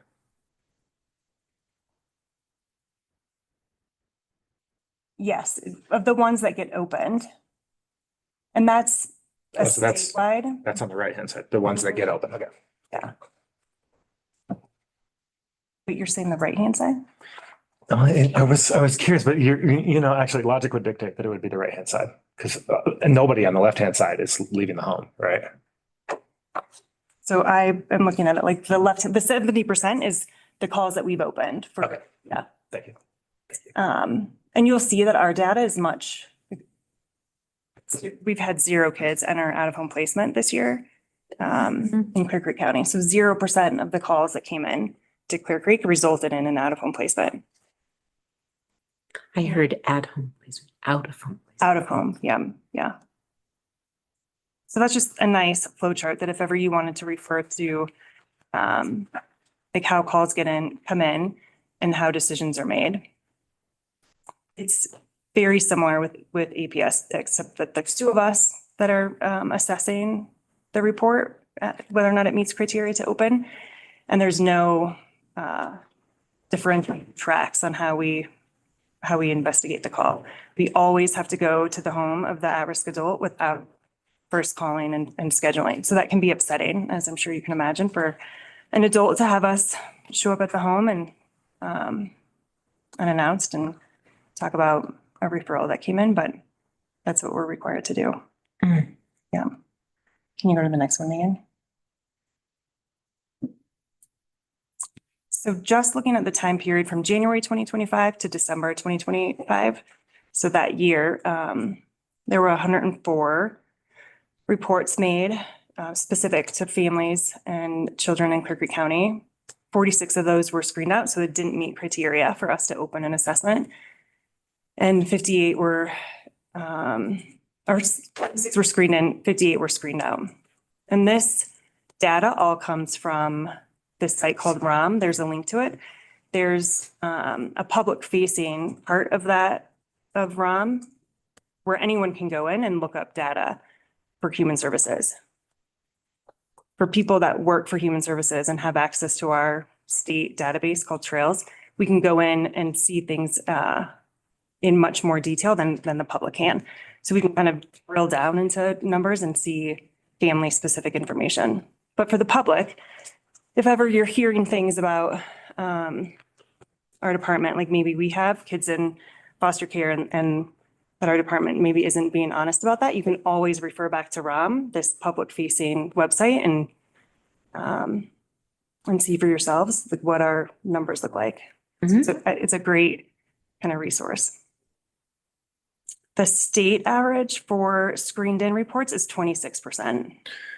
Does the state rely on us to report when we get calls, or when a call goes into that hotline, does it get logged with the state and then come to us? Yeah, so if it goes through, which they all should, the 1-800 number, then that's all getting logged with the state. But everything's in the state system in Trails. So all of these numbers are coming out of that state system. Okay, so you're saying that we're at 44% and the state average is only 20-something%? So this state average, when looking at all 64 counties, on average, 26% of calls get screened in. So we're above the average for screened in calls, meaning we need to do something about it. No, not necessarily. It just means that more of our reports meet criteria to open. Oh. And that's monitored by the state. All right. The Administrative Review Division, that's part of the Colorado Department of Human Services, polls cases randomly every year and looks at of the cases we opened, did it meet criteria to open? Of the cases we screened out, did it meet criteria to screen out? And for our last review, they agreed with all of our decisions on whether or not we should screen in or screen. Right. No, that's I wasn't questioning that Oh, at no. all. I was just wondering if we have more cases per capita in this county than the state average. No, I don't think we have more necessarily. I haven't compared us to other counties that have a similar population. Okay, so my numbers are I'm not seeing why if we have, are you just saying that people are more thoughtful in our county as far as reporting things? That's why we have a higher number percentage wise than the state? That's so interesting. I don't know. I don't know what the answer is. Okay. I don't know if the state could really, I don't know if it's that black and white, right? That Okay. you have more. I can tell you that I don't think there's many counties where the state has done their review and agreed with all of their decisions that they've made, whether to screen in or screen out. So maybe other counties are screening out things that they should be screening in. It's a really interesting question It is. around why, and like, I mean, it could be factors on the ground, so to speak, like happening in community. Like, it could be about sort of what's our culture and who's reporting. I'm just speculating. These are all residents, not somebody coming here and staying and being in a situation. So for human services to have jurisdiction, the child has to reside here at least 50% of the time. Or this is the county where they're receiving Medicaid or SNAP. So if it's like 50-50 custody, but the parent who resides here is the one that is getting the Medicaid and the SNAP on behalf of the child, then this is the county that has jurisdiction. Interesting. So I went to that ROM and I Yeah. have a question. So say somebody wants to go on that and it's asking me for my name, job title, request from county, trails user ID, and those are asterisk. So this is not necessarily open to the public. There is a public facing part of it, and then there's part of it that's just for. So up at the top of the screen, Jody, it says public data. Okay, gotcha. Do you have a sense of how we compare in terms of just like, I guess, per capita, the reports that are being made? Like, do we get more reports than other other counties get? So I don't want to say the ones that I've heard us to necessarily. I think that we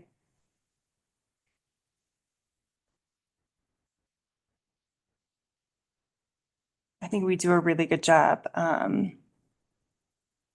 when we're doing our red teams of not making decisions about whether or not we open things based on how busy we are.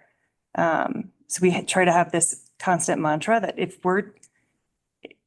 we feel like we're too busy to take this assessment, let's not think about that. Let's decide whether or not it meets criteria and then decide how we're going to do the assessment.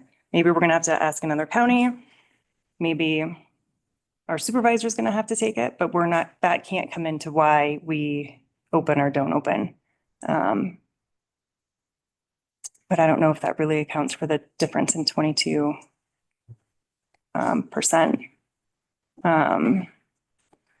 But I am just looking at a county that's very similar in size to us, and they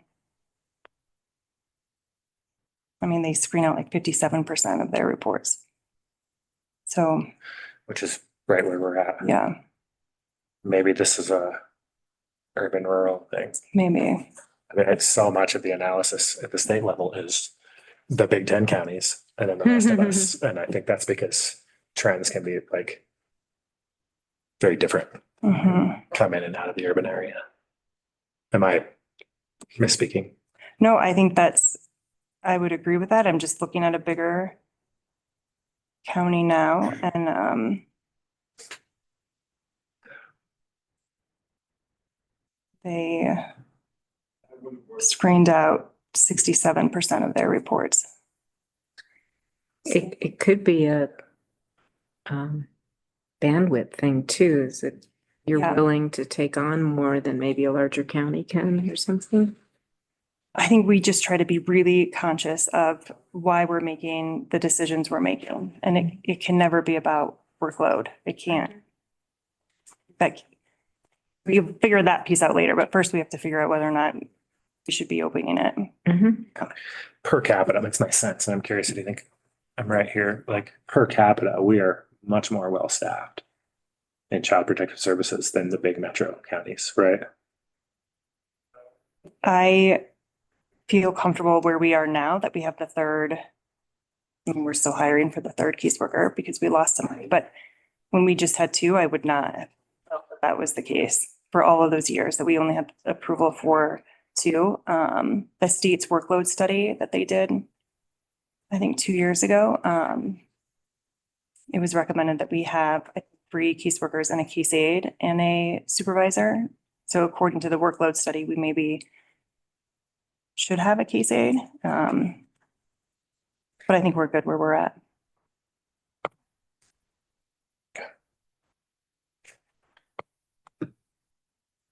Thanks, Megan.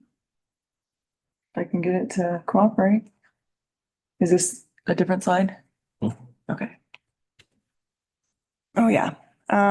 So these numbers can be a little bit confusing only because it's only counting new kind of in-home cases or new out-of-home cases are obviously new prevention. But obviously once January 1st, 2025, it's not like we reset and go to zero. So there's cases that came into 2025 from 2024. But currently, as of today, we only have one child in out-of-home placement. And they are with a kinship provider, so a family member that's licensed for foster care.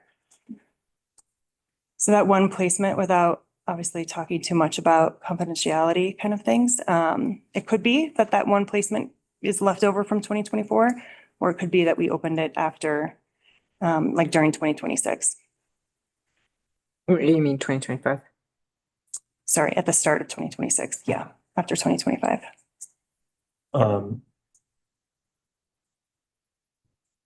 Is it common, like when you have to make an out of home placement, what are your options? I'll just leave it at that for now. What are your options? So we first have to look at family. And so if there's a removal, obviously we're doing that, either law enforcement is making that decision, or we're having a conversation with our county, with our department attorney, and then have a court hearing where we're presenting information to a judge, and then the judge is making a decision that we need to remove the child. And then we're back in court within 72 hours reviewing the need for an out-of-home placement. And if we're not placing with kin in that 72 hours, then there's a long conversation with the court about why that is. So we have to first look at relatives and spend a lot of time trying to make that work. And that doesn't just include, blood relatives. We have to look at anyone that could be a psychological kin for the child. Does a parent have a say what kin that the child goes to?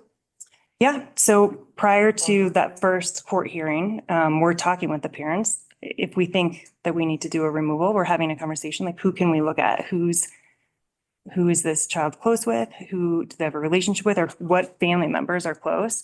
Even if it's a teacher that this kid maybe is close with, but. So what if they say like nobody, but it's a small community and we know that there's somebody that kid could go with? Do they still have those rights to say, I don't want that kid to go there? Or?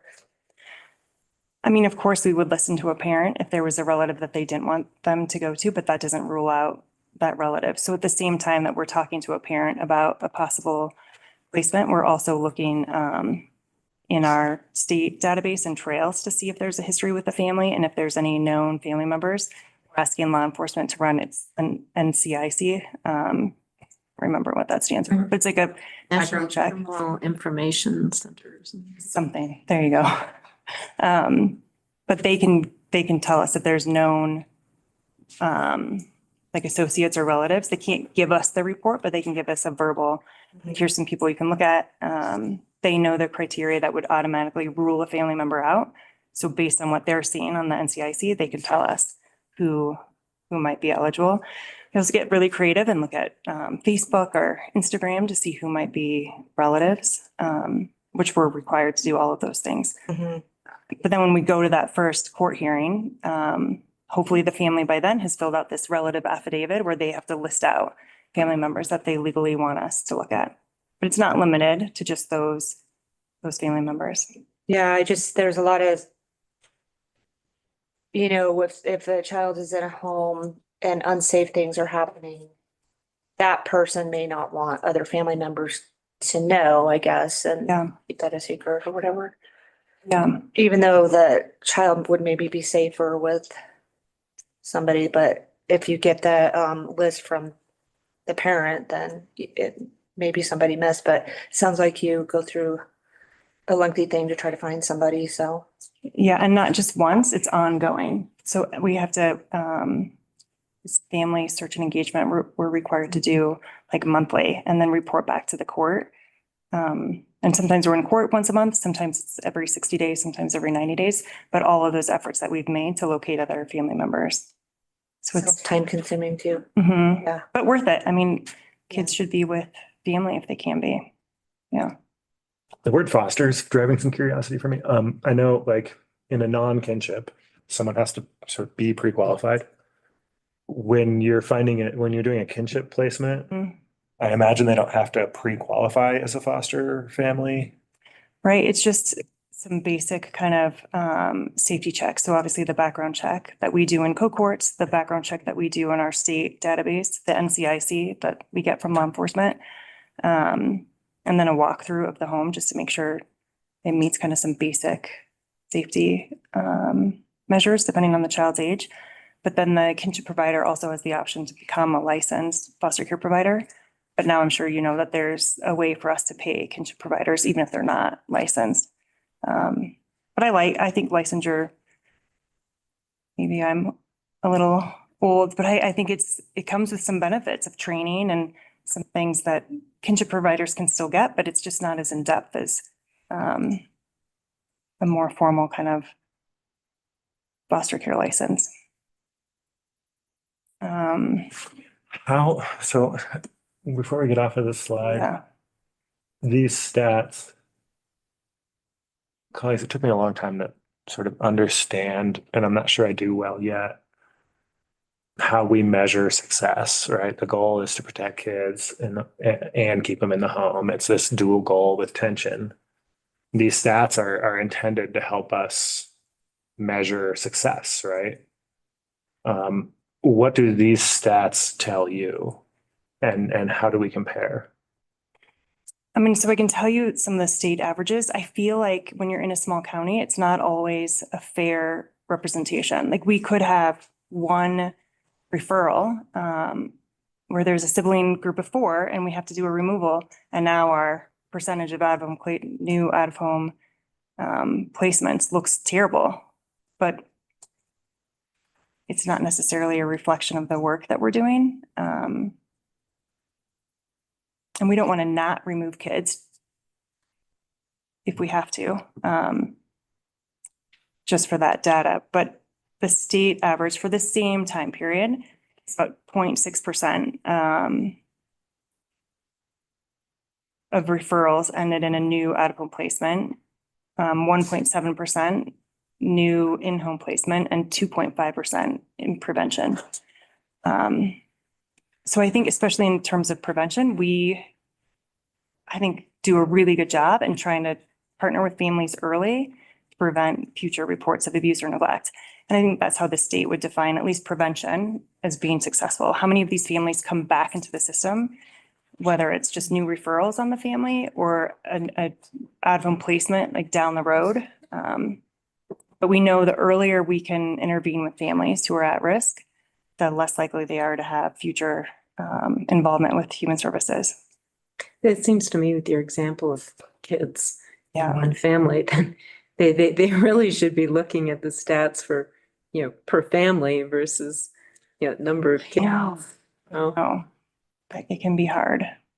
In a small county, one case like that can really change what the data looks like. Yeah, it's like, oh, you got so much worse this year. I know. I think I remember you made a very similar presentation 2020 or so. I don't know.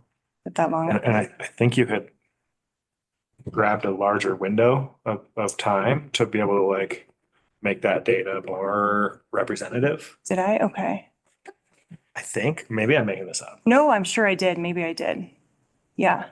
Because I agree, it's hard to win one case can swing your percentages by, this much. It's really hard to. So last year, and then can you help me square? Last year we had 104 reports. We screened in 46.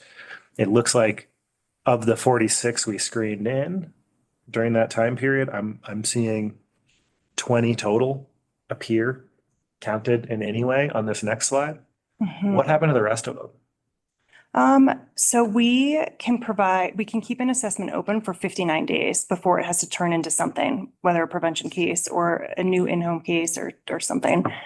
So a lot of times we can provide some pretty intentional and intense in-home services. And maybe it's just even getting them connected with GCMH or SNAP and Medicaid and those things to just kind of stabilize a family. So that wouldn't then show up as a new case. It's just something that we did in that 59-day assessment period.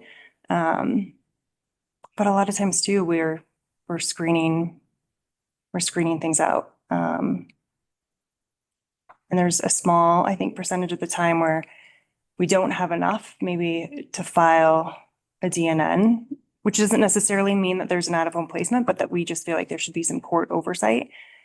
And maybe we don't have enough for that. And the family doesn't want to cooperate and doesn't want to participate in a case. And so we have to walk away. And the DNN is? It's a dependency and neglect case. Wait a minute, the parents who are abusing kids can say, I don't want to participate? So if it doesn't kind of meet this threshold, and we have lots of conversations with our department attorney, and do we have enough? Like we feel like there's a lot of risk here. There's a lot of safety concerns. But do we really have enough to have court oversight and to force a family to participate in services with us?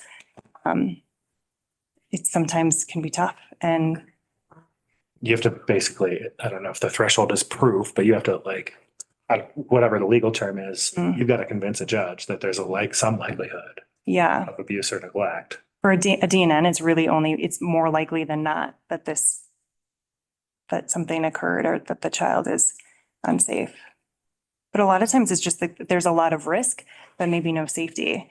And that's the hardest thing, I think, to know, that there's a lot of risk for abuse to happen, but no current safety concern. So to make sure I understand the answer to the question, we screened in 46.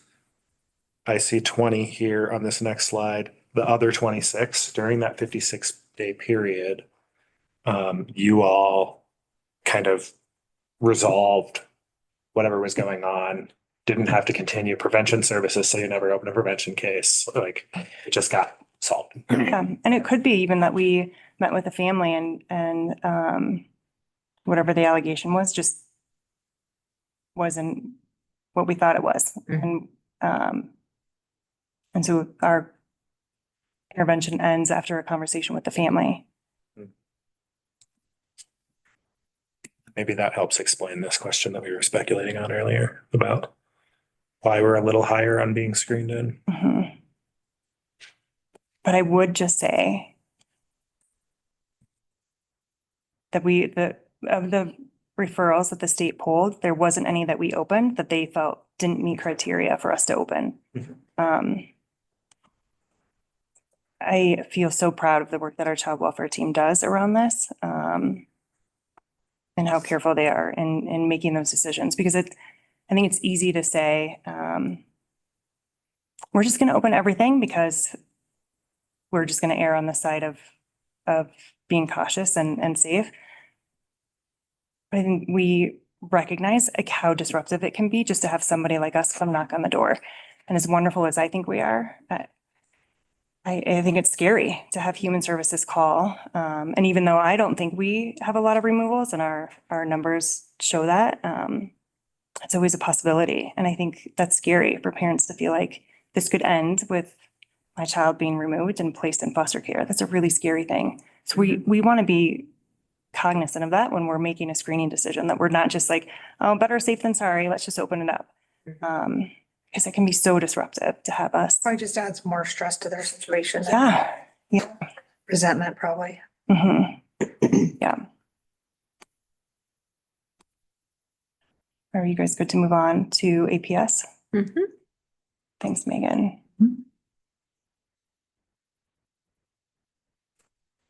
So with APS, I just want to start with kind of this definition of at-risk adult, because I think people can get a little confused, like reporting parties can be a little confused about this piece and sometimes get frustrated with human services because it's not enough just to have like a concern that there's been some mistreatment or self-neglect or neglect, but the adult has to be at risk. So for law enforcement, when they're looking at some of these referrals, for them, it's just an age thing. I think it's like 67 or 72, I don't remember. But that's all the criteria they have to look at. So if there's some mistreatment or abuse or neglect, it's for them solely based on age and whatever the allegation is. But for human services, there really has to be this at-risk piece. Otherwise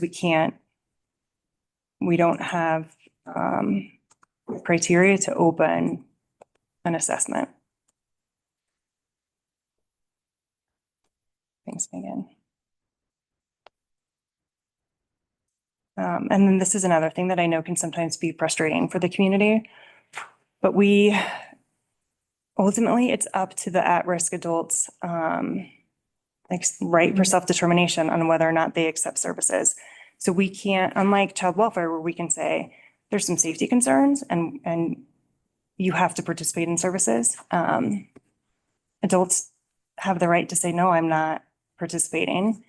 And that can be really hard to kind of walk away from that.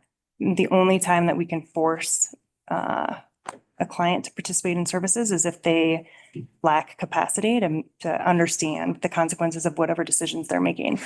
And it's not just enough for the caseworker to say, oh yeah, this at-risk adult lacks the capacity. We have to have typically some kind of medical documentation that the adult maybe has dementia or something that's impacting their cognitive ability to understand the decisions that they're making. So wait a minute.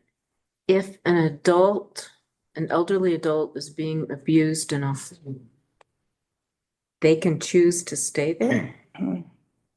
But we still could arrest the person who's abusing them if they have. Law enforcement has that discretion. Okay.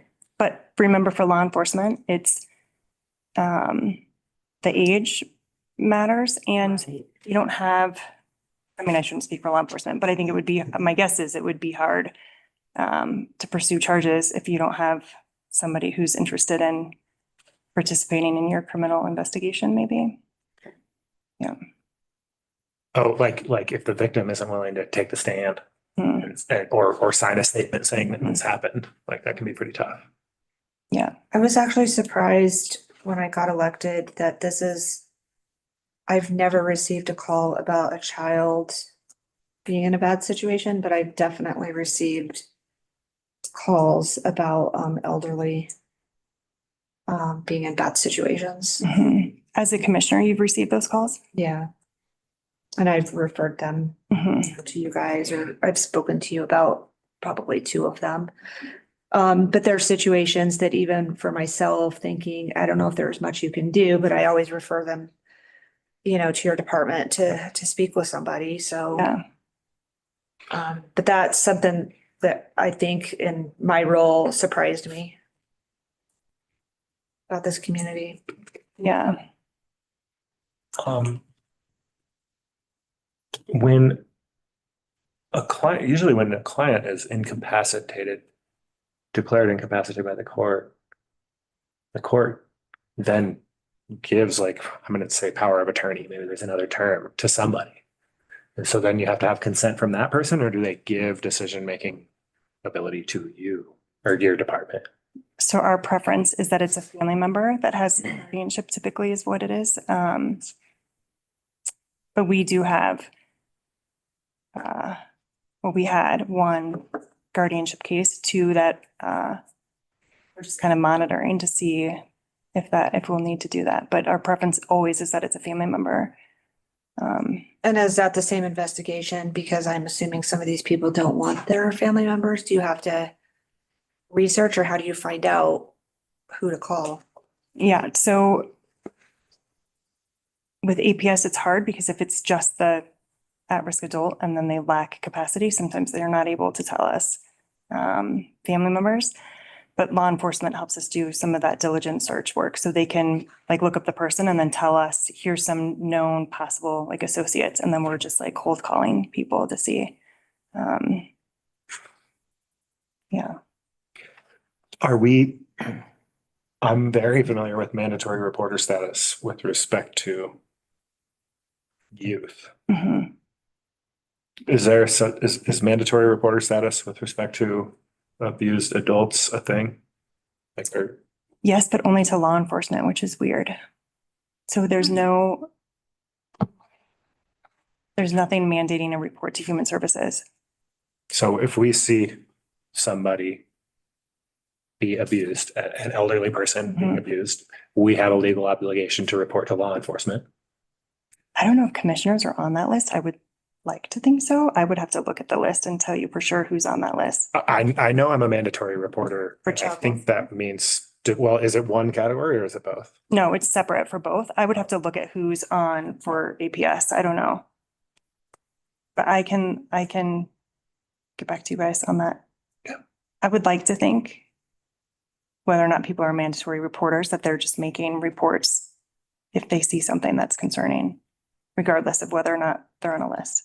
So you're thinking as a commissioner, you have a duty in addition to what the average person has?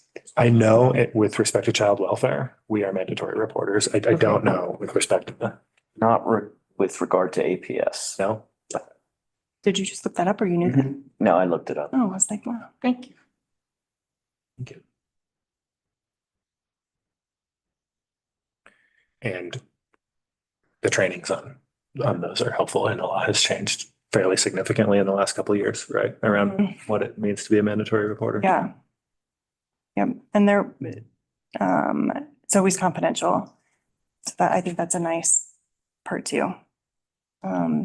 At least when the report is made to Human Services, it's confidential. Jump to the last one. I'm sorry. Thank you. Sorry, just on like, what kind of services is it? Let's say I'm contacted by somebody who is lonely or who's struggling to get groceries. Like, are we able to provide services at that level? Or is this really about finding neglect and abuse and finding a safer place? No, typically it's about connecting them with service providers in the community. Okay.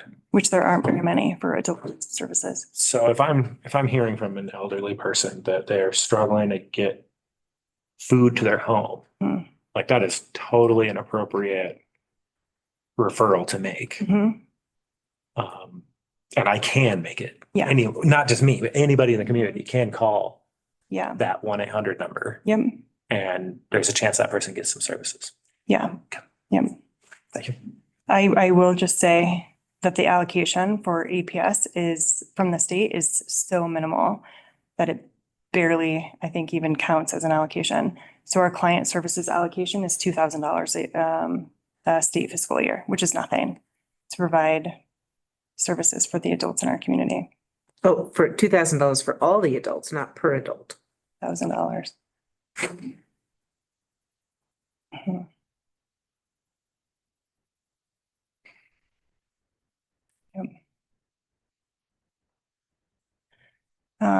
So here's our data for APS. One of the differences in terminology is just their state APS doesn't call assessments. They're all open cases.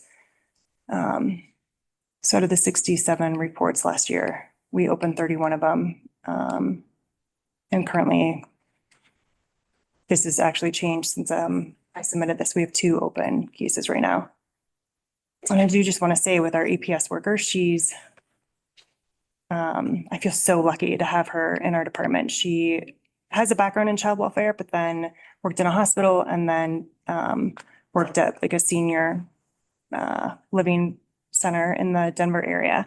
And she's so dedicated to this work. We had an guardianship case where the adult didn't have any family members, and our APS worker was, I think, the only one that regularly visited her and visited this client just hours before she passed away in hospice. And spent so much time with this worker. And I think that's so rare that you find a worker that really, I would say to our APS worker, wow, it's like you're her adopted child. You spend so much time with her.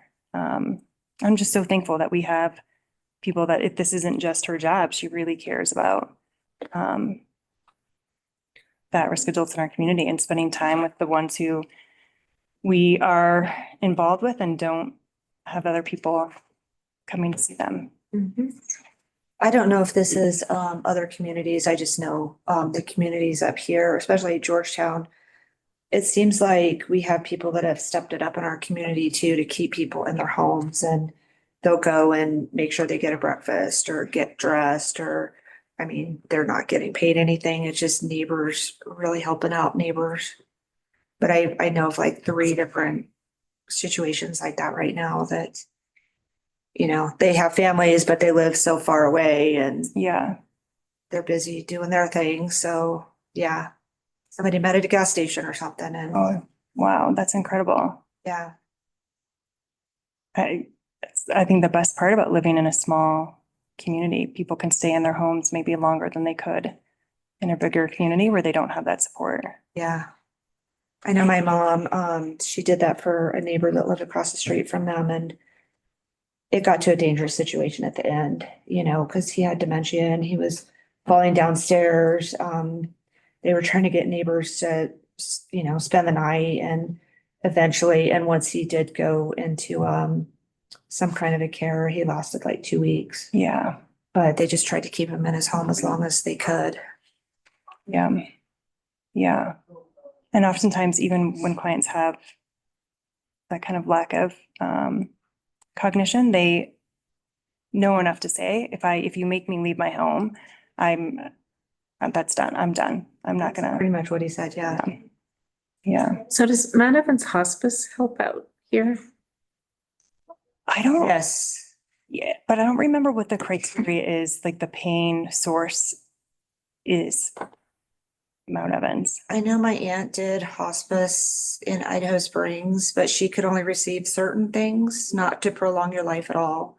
So certain medicines are off, and they come and visit and give you support. They talk to the families and they were there up until her body was. Okay, yeah, I just went to a fundraiser for Mount Evans Hospice and they were talking great. about their elder care and that kind of thing is helping you stay in your home. So And they give you like a list of things to go through and what to expect, you know, as you go through that process. And I don't know how we could have done that without their help. And I don't know if they got paid or anything, but I think they bill insurance or Medicaid or Medicare. I think I'm aware of a situation where they were able to bill private insurance. They also do like post-op stuff. Yep.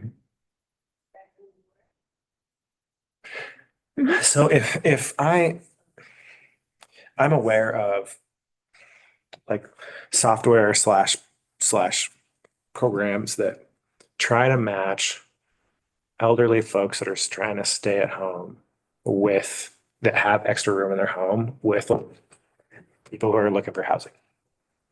And I've long been interested in Clear Creek kind of leaning into this software, and you know, just maybe from an awareness perspective or just as a tool in one of these cases. Is your department the right place for this board to kind of, if we have an aspiration to see something like that exist, is your department the right place for us to look? boy, that is a tough one. You know, I feel like I love fun ideas like that. And I want to feel like I'm open to it. I'm like, you said that, I was like, oof, I would want to talk with our department attorneys about what kind of. That's what I was saying, what Yeah, kind of me too. background checks and everything. Yeah. People taking advantage of elderly people. Yeah. But I like the idea. It was a presentation I got on this software years ago, and they claim to do like, you know, they will do the background checks and vet like before you can get registered into the software as a person that's looking for housing. And the idea is that you show up, you pay something, but you also like provide some services to the adult. Well, that would be like that night care that the neighborhood was looking for. Somebody to be there just to hear something or Exactly. And you get to make live sure there. they You get to didn't have leave a the home. burner on. So anyway, I'm just curious, maybe your department is not the right answer because of some of your legal obligations. Maybe, but it would be interesting to talk more about that. Maybe it's a public health thing. I don't know. What? Yeah. Well, you know how like public health gets to Just kidding. has like a different set of circumstances, right? Like they don't have to talk to legal. They don't have to be directly engaged in cases where adults may have been harmed. Yeah. You know? Yeah. So Sarah, do you have more to present? Oh, no, I think that's my last one. That's my last one. Okay, any further questions, colleagues? No, I think I'm good. Yeah, thank you Yeah, very thank you. much. Yeah. Thank you, guys. All right, well, with that, should we take people are expecting to come back after lunch to give them a time, Colton, or? I'll make sure people here by whatever time you say. So however long you want to take the lunch at. Okay, so how about 20 minutes, like till 12:30? Does that, or is that too much? You make 1 your face. o'clock, Sure, would that be okay? yeah. Do you need to go let out dogs? I do not. Okay. Sure. Board of County Commissioners is on break until 1 o'clock.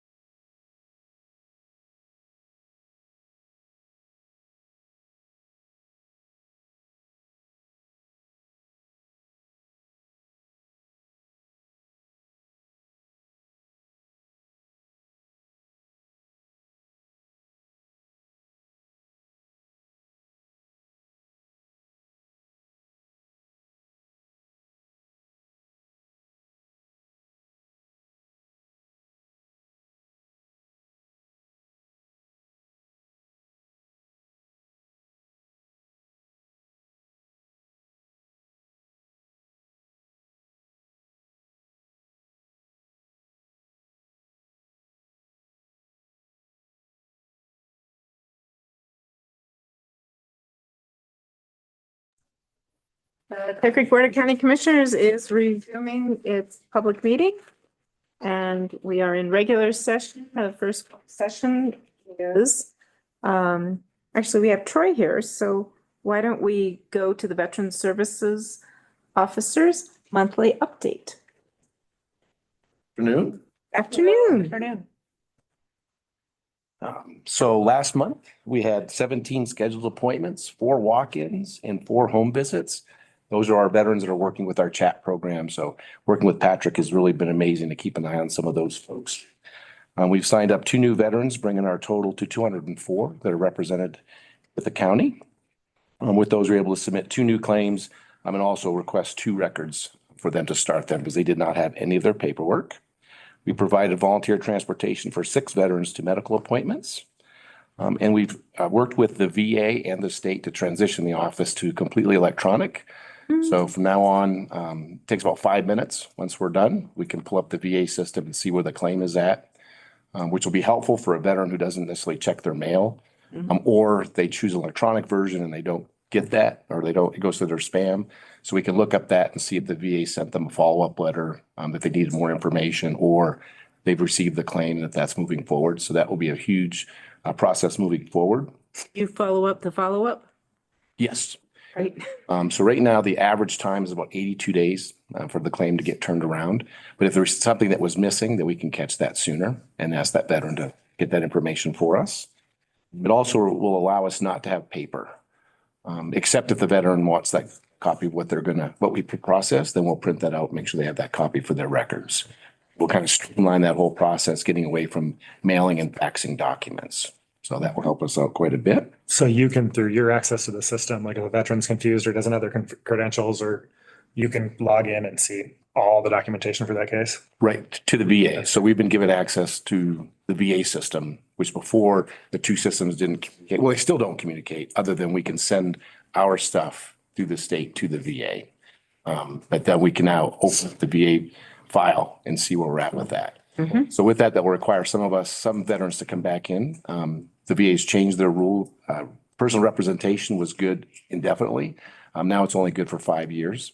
So any veteran that has not been in the office for 5 years, for us to be able to look at that file and see where they're at, we'll need to reestablish that, which is one form for them to come in and sign. Is that the office here or do Yes, they? I'm sorry. Oh, okay, good. Here. And because everything is remote, we can meet them at their home and do all of that versus in the past, it was having to go back and forth, go to their home, have them fill everything out, go back, print it, back to the house, have them sign it, then go back and send it off. Here, it can all happen at once in their home. So for those folks, it will make it a lot easier for me, finally for them. So it can all occur in that one sit-down session. Great. So that'll be very good for us. Yeah, we get to see the VA guys at the Colorado Counties Inc. conferences twice a year. And I usually stop by just to see how we're doing. And I understand they've been working with you to get our systems yes, up to snuff. And Yep. so Been good. great. Good. Absolutely. You said 2 new Yes. cases, is that? Yeah, 2 new clients, if you will, so that are represented by me to work with them towards establishing their claim or identifying where they're at in that process. Are these new people in community or just really new, they've reached out? One is try to do it by himself. And if you don't file it the right way, it gets returned rejected. And so he won't start over. We'll look at what he's filed or what he has filed, and we just need to add a couple forms. And the other one's been a resident of our community for a while, just to decide that it was time to come in and see what he was eligible for. Cool. Jody? My only question would be is with a lot of the cuts that I've seen, has that affected you guys at all? No. The only thing it has done, so we're not in a government shutdown as far as the VA is concerned, but when that does happen, that does stop the claims process. So that will tack on time. But they've done a really good job of trying to get that queue cleaned out. And they're hoping by the fall that they'll have it caught up to where it will be under 90 days. Okay. Joy, just have something to ask or say? No, I already got my questions out, but thank you for asking. No. There is a gentleman in the community that always complains about the VA. I'm sure you know him, and I'm sure you're doing the best you can for him. So when we do have constituents complaining bitterly to us, do we just shoot you a text to say, hey, this person's concerned again? And Yes, please do. Absolutely. Mhm. And then the only other thing I'd like to put on your radar is coming up in May is Armed Forces Day. I know in the past, the commissioners have done a resolution honoring the Clear Creek County folks who are currently serving. And given the world climate right now, I think I would ask for us to pursue that again to recognize those folks. Of course. That would be great. At least I'd sign it. Okay, thank you. If we are considering a resolution related to the armed services, I would love for that resolution to articulate real reticence towards sending our children to war. Okay. Colleagues, I don't know if you agree with that, but I don't know what kind of position that would put Troy in, but I don't know. How would us passing a resolution position you? So Armed Forces Day is really designed to recognize those that are currently serving. They don't necessarily have a choice. They do not have a choice, not certainly. They have no choice. And so the purpose of that day is to just recognize the folks that raised their hand and took an oath. Yeah. And I'd have to think about that.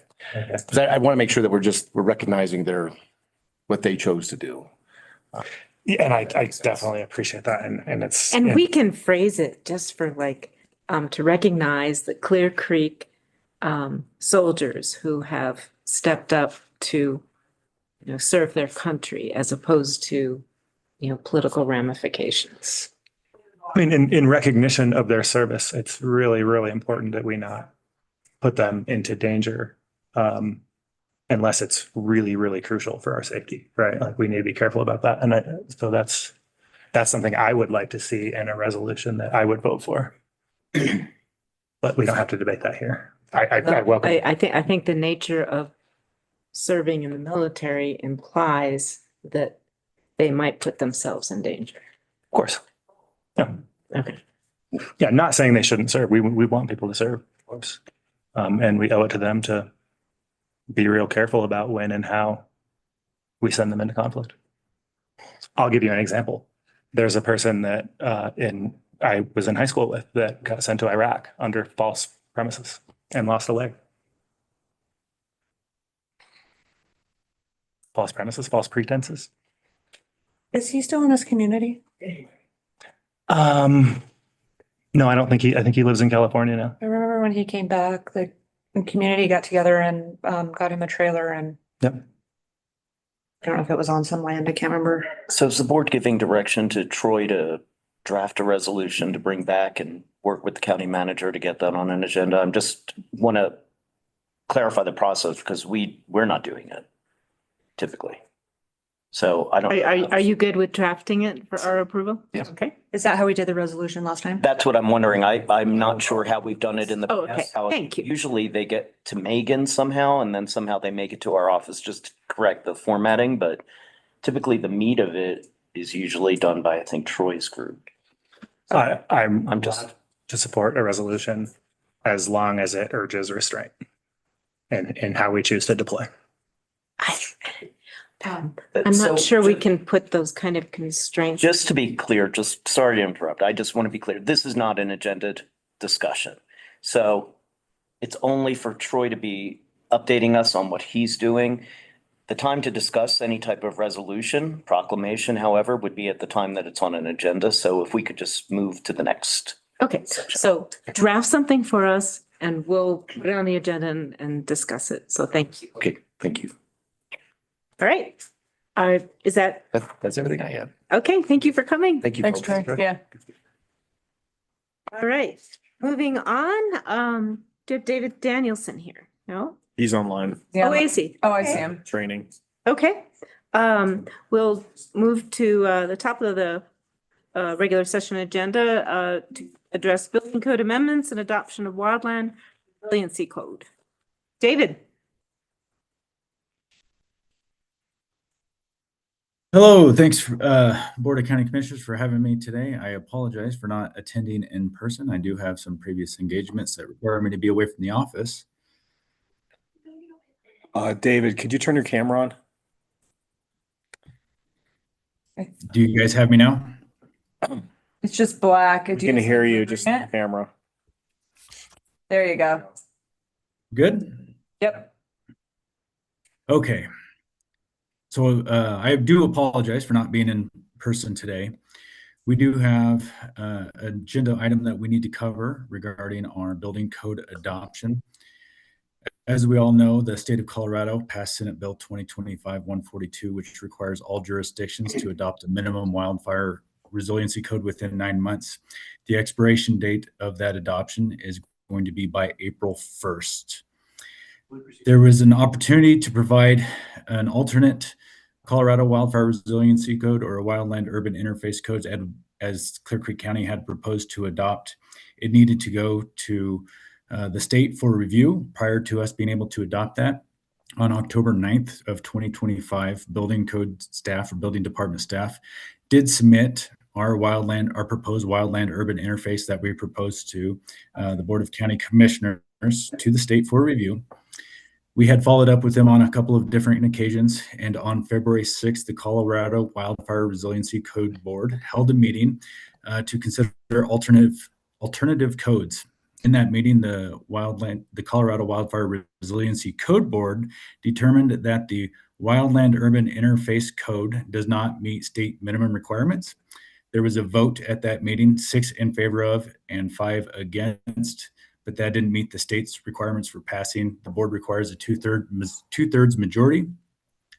That was communicated back to county staff. As a result, we are recommending that Clear Creek County moves away from the Wildland Urban Interface Code and adopts the Colorado Wildfire Resiliency Code. The reasons that were given to building code staff for this was that the Wildland Urban Interface Code didn't have defensible space from the 0 to 5 foot range. It didn't cover exterior wall coverings. One second.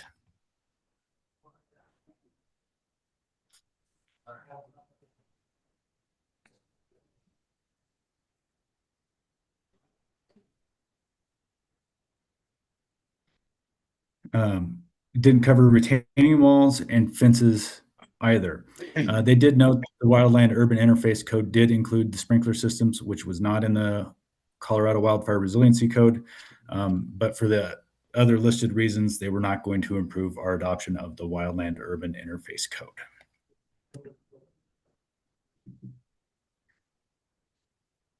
Do we have any concerns from the board or any comments for staff? Excuse me. Thank you. The Wildland Urban Interface Code, who wrote that? Where's that one from?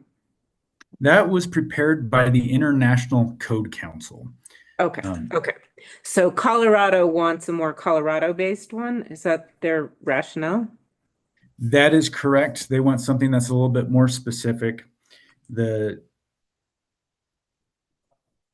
information that was shared and was kind of commonly accepted around Colorado was that the Wildland Urban Interface Code prepared by the ICC would be accepted as a direct replacement for the Colorado Wildfire Resiliency Code because the state departments had been working with the ICC, and it's largely based on the ICC's Wildland Urban Interface Code.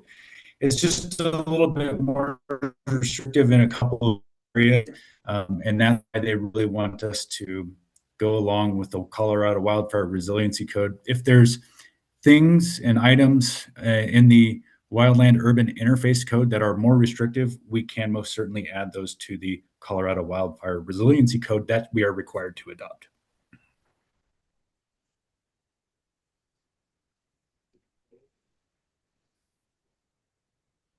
Are you comfortable with the changes as presented? I have some reservations here and there about it. I think that we have been given enough room for enforcement, and our are adoptions that we can adapt the Colorado Wildfire Resiliency Code and take the parts and pieces of the wildland urban interface and really connect them to work for Clear Creek County. We essentially are ground zero for high hazard fire areas. We are in moderate and high hazard areas. Our county is directly integrated with nature out there. So we will do our best to develop a Colorado Wildfire Resiliency Code that is appropriate for us here in Clear Creek County. One of the things that we have to understand about the Colorado Wildfire Resiliency Code is this program is really in its infancy, and the requirements for adoption and everything that came from the state was really fast. We really needed a lot more time to adopt this. It really needed a lot more opportunities to develop and build out. That's my one critique of this. Ideally, in a perfect world, I would have liked to have seen a 2 or 3 year ramp up time to meet these requirements instead of 9 months, which kind of has us struggling to meet the requirements and getting all the communications out to the local AHJs, authorities having jurisdictions from the state, and making sure we're meeting all the requirements. When do we get an opportunity to do this again, I guess? Is this every other year, or how often does this get updated? I'm not sure how often the state's going to plan on updating the Colorado Wildfire Resiliency Code.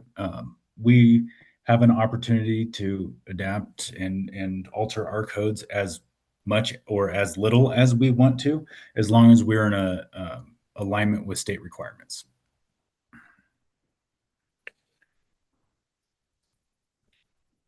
I would throw in that we're required to adopt the Wildfire Resiliency Code by no later than April 1st.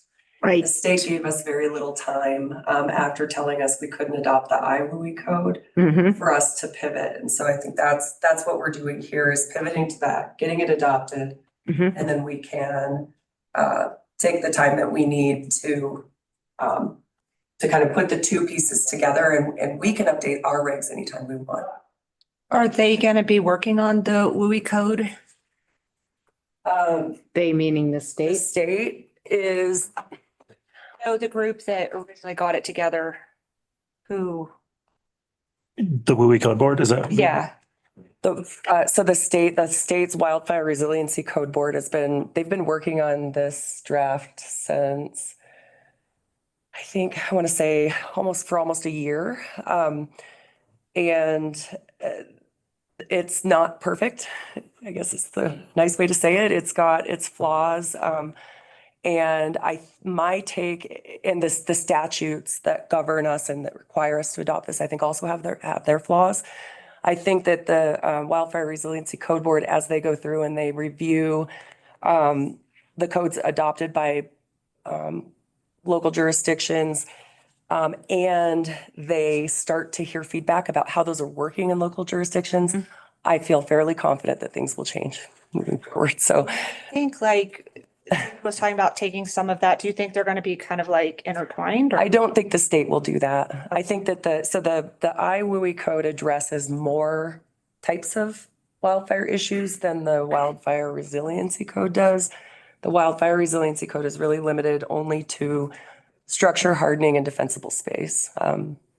The IWUI code addresses more of those things. And so I think that they likely won't expand out from there, at least for some time, because that would have a lot of monetary impacts on citizens. And so I'm not sure where they're going with all of this, but I think it'll happen very slowly if they expand. The WUI code, I would have to say, since I was elected, has been talked about extensively. Yeah, I mean, and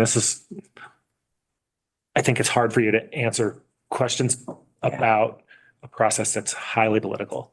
Yeah. And what I mean when I say that is that, like, there are bills and efforts this session, and there will be bills and efforts next session to do anything from scrap the whole thing to make it more stringent. And there's Yeah. So during my time at Jeffco, we worked with our local delegation and got an amendment to the statutes because originally the local jurisdictions were required to adopt the wildfire resiliency code, not by April 1st, 2026, but I think it was October 1st, 2025. And there was no possible way that that was going to be able to happen because the Wildfire Resiliency Code Board didn't adopt theirs until July. And so, but our feedback that the commissioners, Jeffco commissioners got was that that by and large, the legislators were unwilling to crack open the statutes. I think it was hard to get it passed initially, and the only way that they were willing to do it is if it was highly limited. And so we started with the deadline. This is impossible for local jurisdictions to meet. And then we were also able to have them add a little bit of language because the initial statutes wouldn't have allowed for counties to cooperate with fire protection districts, or it wouldn't allow interjurisdictional cooperation for enforcement. The only option prior to the amendment was for a fire protection district who had no resources to be able to permit and enforce a code was to have the state do it for them. And so, there were some very limited tweaks that were made, but I agree, highly political and difficult to change. And most of the groups we belong to are like-minded, so we probably didn't hear a lot of that other chatter going on. And so, we're going to have a new governor and subject to change, right? Like housing is a political football, like this, anyway. This county has historically supported that stuff, as you know. When you're ready, I've got kind of a list of questions here. Go for it, George. I see a requirement for sprinklers being added back in, for sprinkler systems being added back in. Discussed this in the past, understand why. I'm curious, does it make sense to have a distinction on that element or any other element of building code when a home moves from, what am I trying to say here? Based on whether a home is served by domestic water or not? Like if it's on a well versus if it's, say, in the St. Mary's Water District or... I don't think it would benefit us to make a distinction.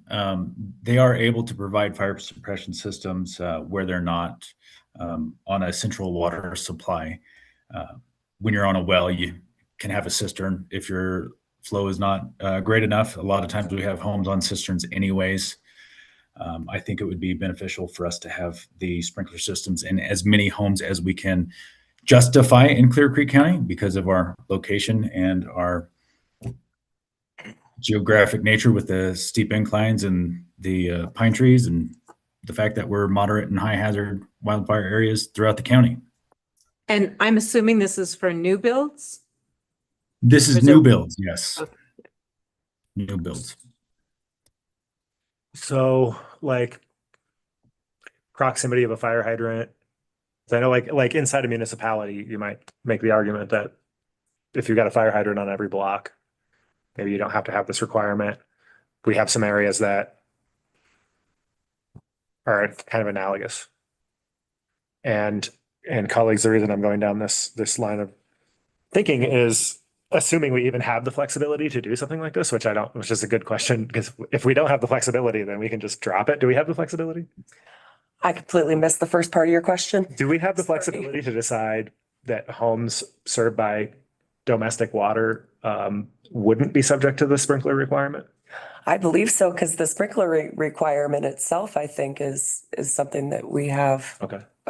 Where you have the authority to decide whether you want it or not. Okay, so it's not in the state mandated one. Correct. Oh. No, it's not part of the state mandate. It's been part of the building code since 2009. Most jurisdictions weaken it somehow, not requiring it or giving caveats to it. I've seen other jurisdictions where they said if you're within 1,000 foot of a fire hydrant or water supply, sometimes they'll count lakes, rivers, and streams as adequate water supplies. For us in Clear Creek County, lakes, rivers, and streams doesn't really make sense to call them adequate water supplies because they freeze over most winters and they're not available water sources for us. My preference would be to mandate them across the board as the building code intention was when it was initially became part of the building code. Another obstacle that we have was, well, these fire hydrants might be readily available to that house, but our response time to hook up a hose to it and get a hose on that house could be significant. So at that point, did that really help us to have a fire hydrant or a water supply within 1,000 foot of that home? I think the old, I guess actually the current approach, because we haven't changed anything, is I think you can get points by doing other things, right? Like you can decide you're not gonna have any trees close to your house and then maybe not have to do the sprinkler system. Is that right? There is points allotted in our appendix that's currently acting as our wildfire resiliency code of sorts. We were going to get rid of a lot of that appendix, and our 300-point calculation would go away, and a lot of those considerations would just be gone. Okay. Colleagues, I think just to explain to you why I'm curious here, and I have mixed thoughts, and I'm not expressing a strong opinion about, I can be convinced either way. Almost everywhere in unincorporated Clear Creek County, making it more expensive to build a house is not a problem for me. And that's because we're talking about really, really far, like the properties that are left to build on are really far out and hard to get to, and really are already more expensive than like a workforce house would ever be. There is an exception to that in my mind. And it's in St. Mary's, where we have platted very densely and it has a water system. And that water system, in order for the workforce folks that are up there now to really have a financially sustainable water system, they need more homes. And so I do think we need to be cautious specifically inside the boundaries of that water district in how we increase the cost of construction. And so that's why I'm bringing this up and gently pushing back and asking staff to maybe just think about some alternatives. And when you bring this for action, kind of be prepared with some you have rationale here too, but I'm opening up the question, and colleagues, I'm curious what your opinions are based on that. The ramble. sprinkler systems also work hand in hand too. So when you have a dense area like that is away from a fire department, and we have the one building up there, but a sprinkler system uses 90% less water than putting out a fire with a fire hose. And then there's also the dry systems that St. Mary's is also known for people, their vacation homes, second homes, whatever. And then you have a frozen system. Then you've got a problem when you've got a sprinkler system that's frozen. So there's that, the solution to that is dry systems as well, because it's nitrogen that goes in and it keeps that from freezing. So there's other ways that you can use a sprinkler system to save money, to save water. And I don't know if this is where we're going in Colorado too. I think It's usually on new construction. In the state, it's $2 to $3 a square foot on new construction so if you're talking about a 2,000 square foot home, you're talking $5,000. It's not a prohibitive amount of money on a new build, but having said that, I think that that's a fair point, so we can look into it. and it's going to save on property insurance too. I think the density of St. Mary's is a little bit of a double-edged sword on this argument, right? Yeah. Right. Because I mean, if they're literally in some cases, like not zero lot line like in Denver, but as near as we get in the unincorporated, and we do have a death of the commons problem that does encourage sprinkler use. It just is, as it's not prohibitively expensive, so we can probably take a longer look at that. But I hear the point. And let me make sure I understand the point, Jody. You're arguing in favor of requiring sprinklers everywhere? I'm just saying Is that- to look at both sides of it, because if you're looking at saving a person in the long run, a sprinkler system with your property insurance, that's going to be an extensive savings right there. And I know that just talking to my insurance company, a lot more people are putting them into residential. I mean, there's companies that are opening up just residential fire sprinkler systems now. And if you have, you know, in the St. Mary's, I'm just thinking if one house starts on fire and then we've got this situation that we have now, maybe even if we have 2 fires going on in the county, I personally, if I was to build a house now, I would put a sprinkler system in it. Just for the safety of the people around me. And I do want to make this clear, and my dad will preach this to the end. This was his only career he ever had. A sprinkler system is to give you time. It's to save lives. It's not necessarily going to completely put out a fire. That's the whole object of it. Okay, thank you. That's so, I mean, maybe some special consideration, like just when this comes back for action, if there can be some special consideration for this. I have mixed opinions and I'm very persuadable, and that's all for me on that one. One last thing I would like to say. We have an ISO rating that happens every 6 years. We just had it not too long ago. And we improved our ISO ratings, which is what gets shared out with all the insurance industries. And we have a ISO community rating. The lower our ISO number, the supposedly the better rates are for the entire community. We improved from a score of 99 to 3 commercially and 4 residentially by participating in that. One of the specific call outs that they had and that they noted in our interview was that we had weakening to the requirements of the residential building code. So being that it was specifically brought up, I think that would be another thing for us just to consider, put that out in the air, not to make any. You were a little bit garbled. You said weakening of blank for residential building codes? Weakening of the requirements for fire sprinkler systems in residential codes. Okay. So if we didn't have any weakening amendments to those residential fire sprinkler systems, we have an opportunity to lower our local ISO rating from 3 and 4 to potentially down to 2 and 3, which would make us one of the best rated jurisdictions in the state of Colorado. Oh my. So then that overall saves everybody.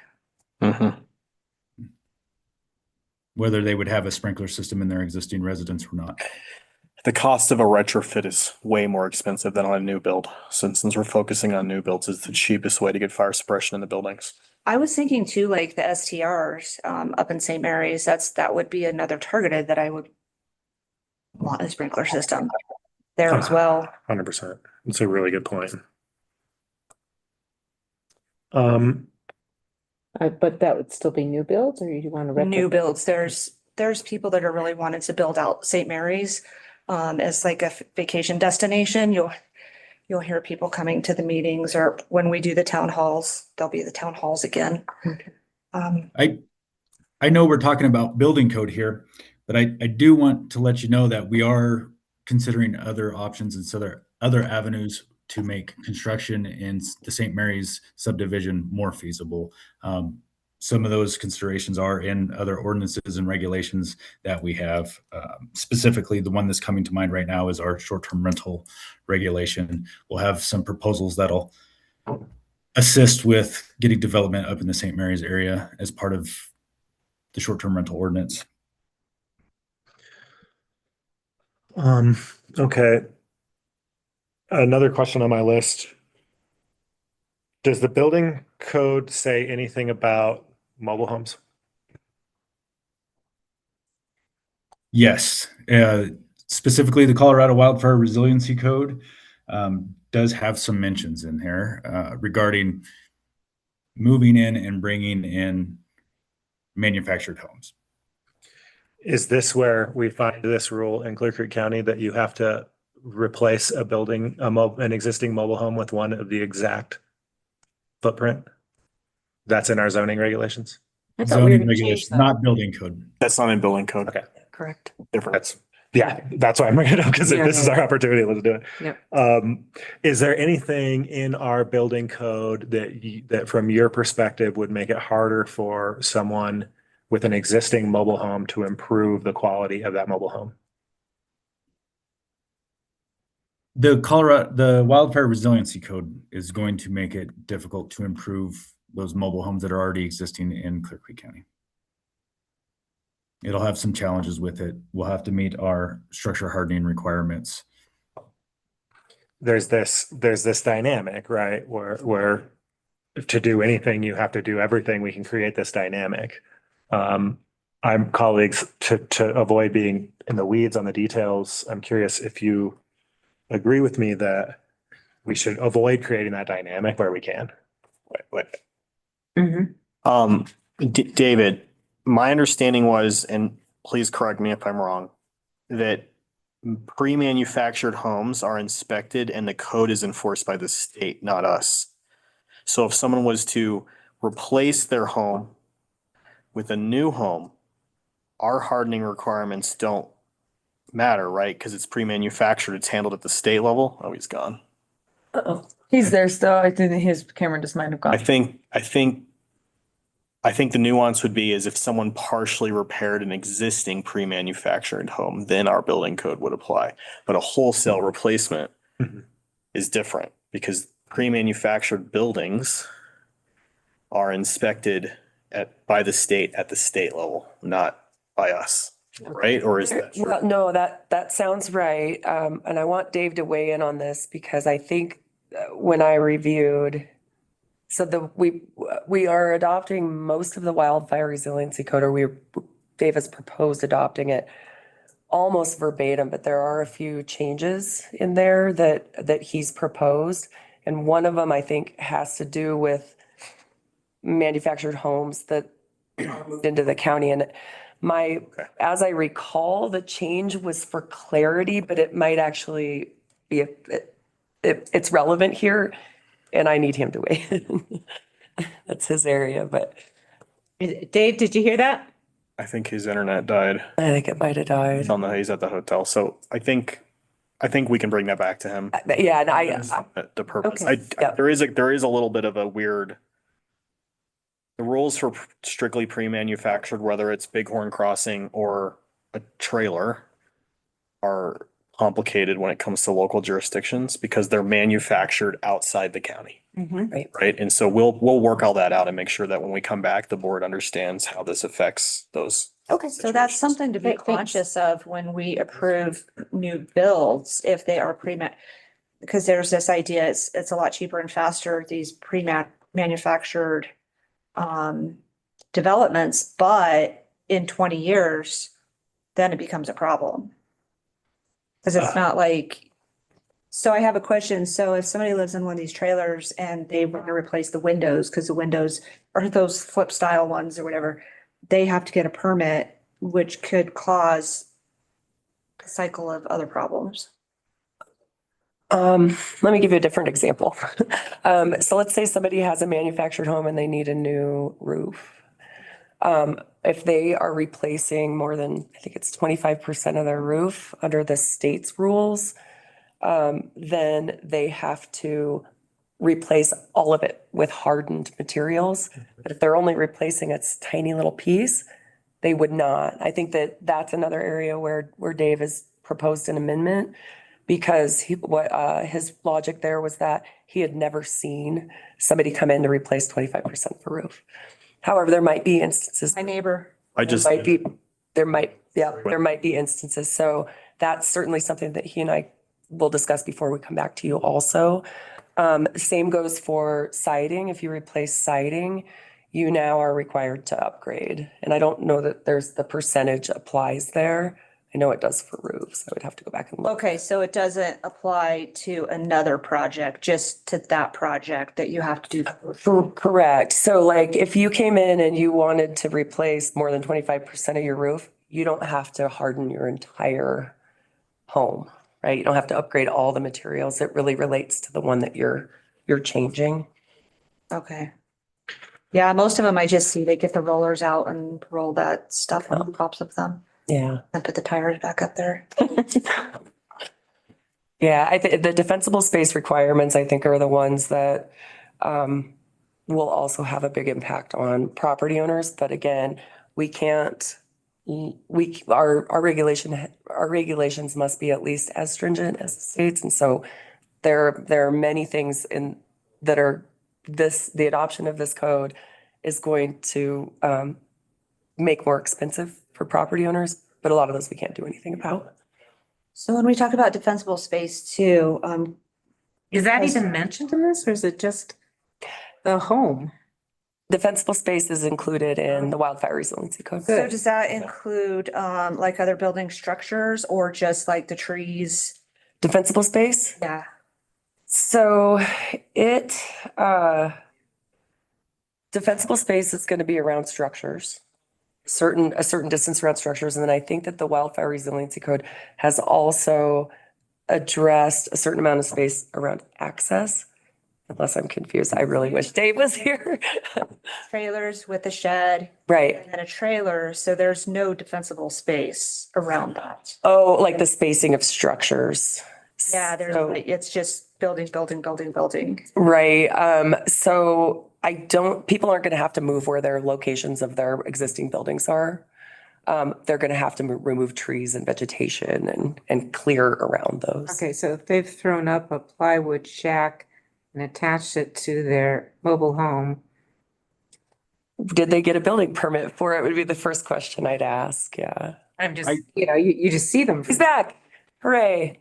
What? Sorry about that. yeah, Hopefully there I you can provide some input if you're asking questions about We building are. related items.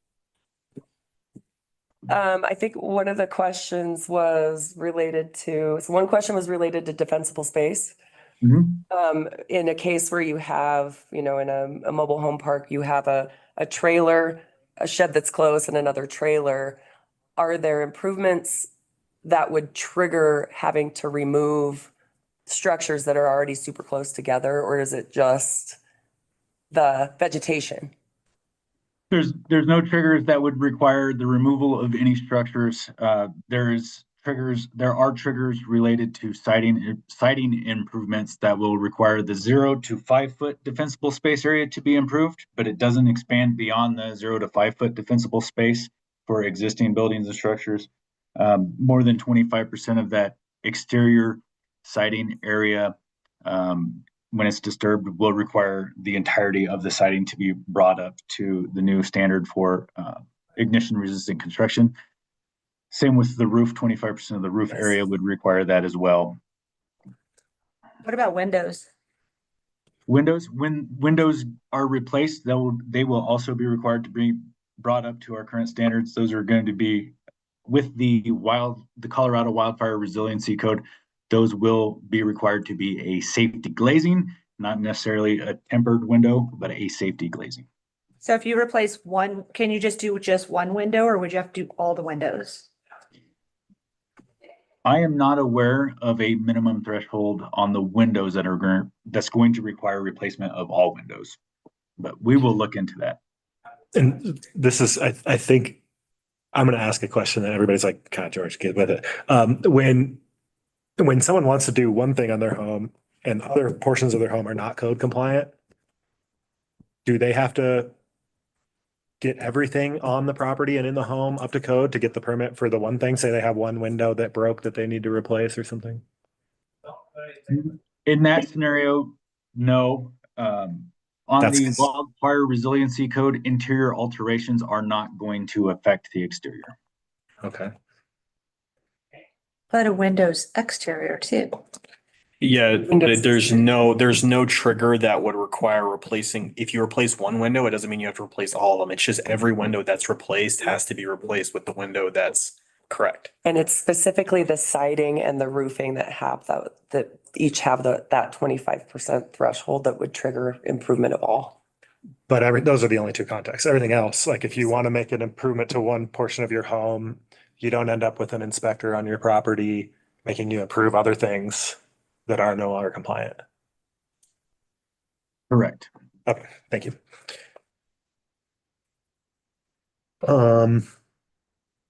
There's one thing that caught my interest here in the exceptions to the submittal documents requirements, page 10, exception 2.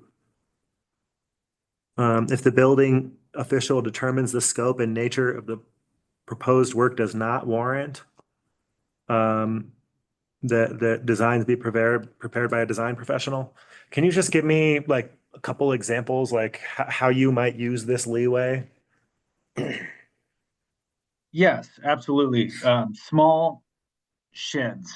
Um, there's going to be an interior alteration of a wall, and we're not going to require a design professional because that's been determined to be a non-load bearing wall, right? Things like this that really wouldn't require engineering through traditional construction practices. Fair enough. And so in that case, if a person is trying to get it done, they see this in the code and they reach out to you and they say, hey, I'm thinking about doing this. Are you going to require an engineered document? And then you can make a determination. Is that correct? Is that how that would work out? Correct. We'll make that determination at the time of the submittal because everything depends, right? Somebody can obviously tell us they're going to do one thing and then go down a completely different road. So we base that on the scope of work that's been provided to us, that what we're seeing on construction documents. Oftentimes, if we know it's been proposed to us as a pretty minor scope of work, we'll ask for them to prepare a hand-drawn plan or a floor layout for us to really understand the entire scope with a little bit of a narrative, and then we'll make a determination then whether or not we're going to require documents to be engineered. Okay, thank you. That makes sense. One last thing that caught my interest in this. It's a deletion on page 12, certificate of occupancy. We're currently authorizing you to issue temporary certificates of occupancy before completion of the entire work, provided that such portion or portions can be occupied safely. It said shall, actually. It's the shall seems a little nonsensical. I at least want to change the shall to a can. But why would you want to not have this discretion to say, you know, actually, this portion of the house is totally livable. I'll give you a temporary CO here. I'm sorry. I was going to the deletion. You said that deletion was on page 12? Yeah, page 12, section R110. R110. Okay, the temporary certificate of occupancy, the building official is authorized to issue a temporary certificate of occupancy before the completion of the work is covered by the permit, provided that such portion or portions shall be safely occupied. That, I believe, let me go to the building code text here.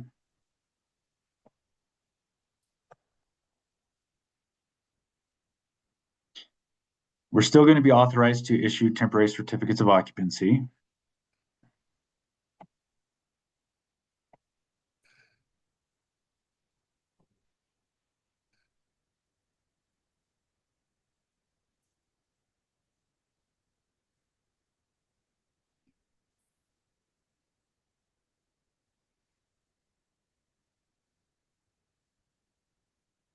I apologize for this delay. Take your time. This is why I try to email complicated questions in advance. My apologies. You're fine. Is it just the portion that's underneath that? Because it says add. Take It's- out that one part and add the other. Oh, you might be, is it? It's just right underneath it. Do you want me to pull it up? I think you're right. I missed that underlined add section. I think you're right. We're just, instead of saying you can if you feel, It's we're just actually more putting specific. conditions. Yes. So we deleted section 110.1 and replaced with 110.4. We still have provisions for temporary certificates of occupancy as approved by the building official with the code text as adopted. And we are still adding section 110.3.1, which adds minimum requirements for us locally before we can issue a temporary certificate of occupancy.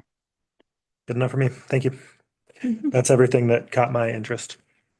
Jody, do you have anything more? No, I'm good. I mean, mostly I looked at this and it's like a lot, so, I just kind of feel like David's the expert on this and whatever he has concerns with and stuff is fine with me. Right, and per Kathy's point, you know, so much of this is statutory. We don't have a Right. lot of wiggle room. So Yeah, anyway, thank you. they did not give us, I just feel like we talked about this all year and then it's all of a sudden like, oh, that's done, go back to this. They gave us Done. no time. Yeah. All right. Thank you. Thanks, Thank you, David. Alrighty, Go we'll back see to you your in 2 weeks. conference. Thank you. Bye. All right. Lastly, lodging tax workshop, Colton. Yes, thank you, Chair. Megan, can you bring up the little short deck?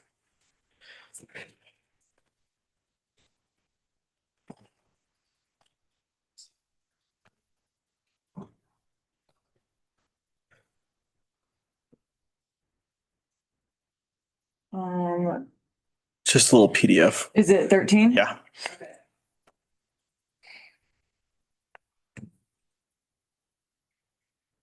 There we go.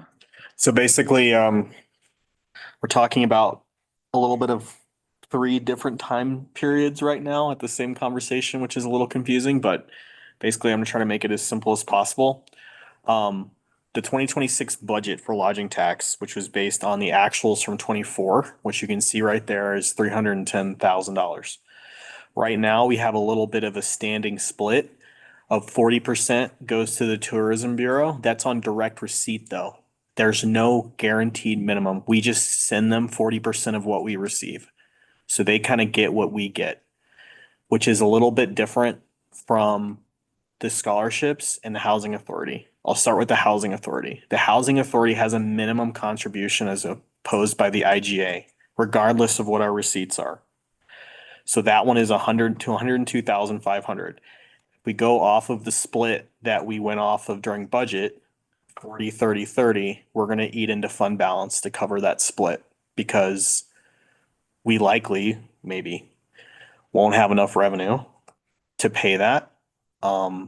Because 30% of 300,000 is, or 300,000 minus administrative expenses is 87,643, not 102,500. But that we have to pay that, right? Who set up the 40, 30, 30? That's just how it's been done in the past. Traditionally, lodging tax has been healthy enough to provide that split. Lodging tax in this county is very volatile.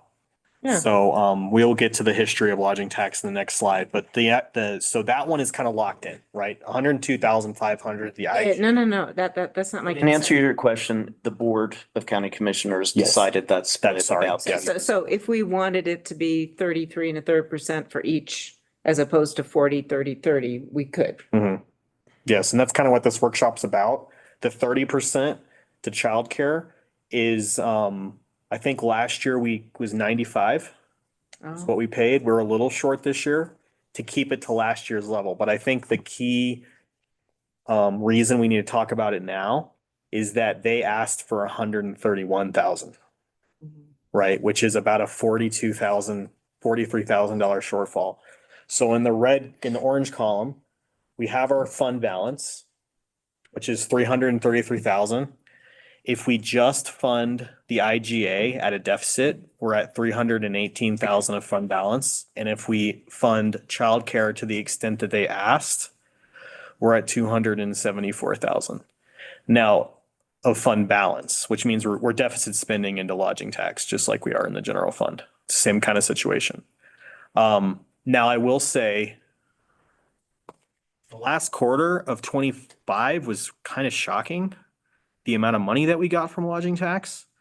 So maybe we under budgeted in 26. We didn't have the information when we did the budget process. We don't get that until the end of the quarter. So we can go to the next slide down if you can.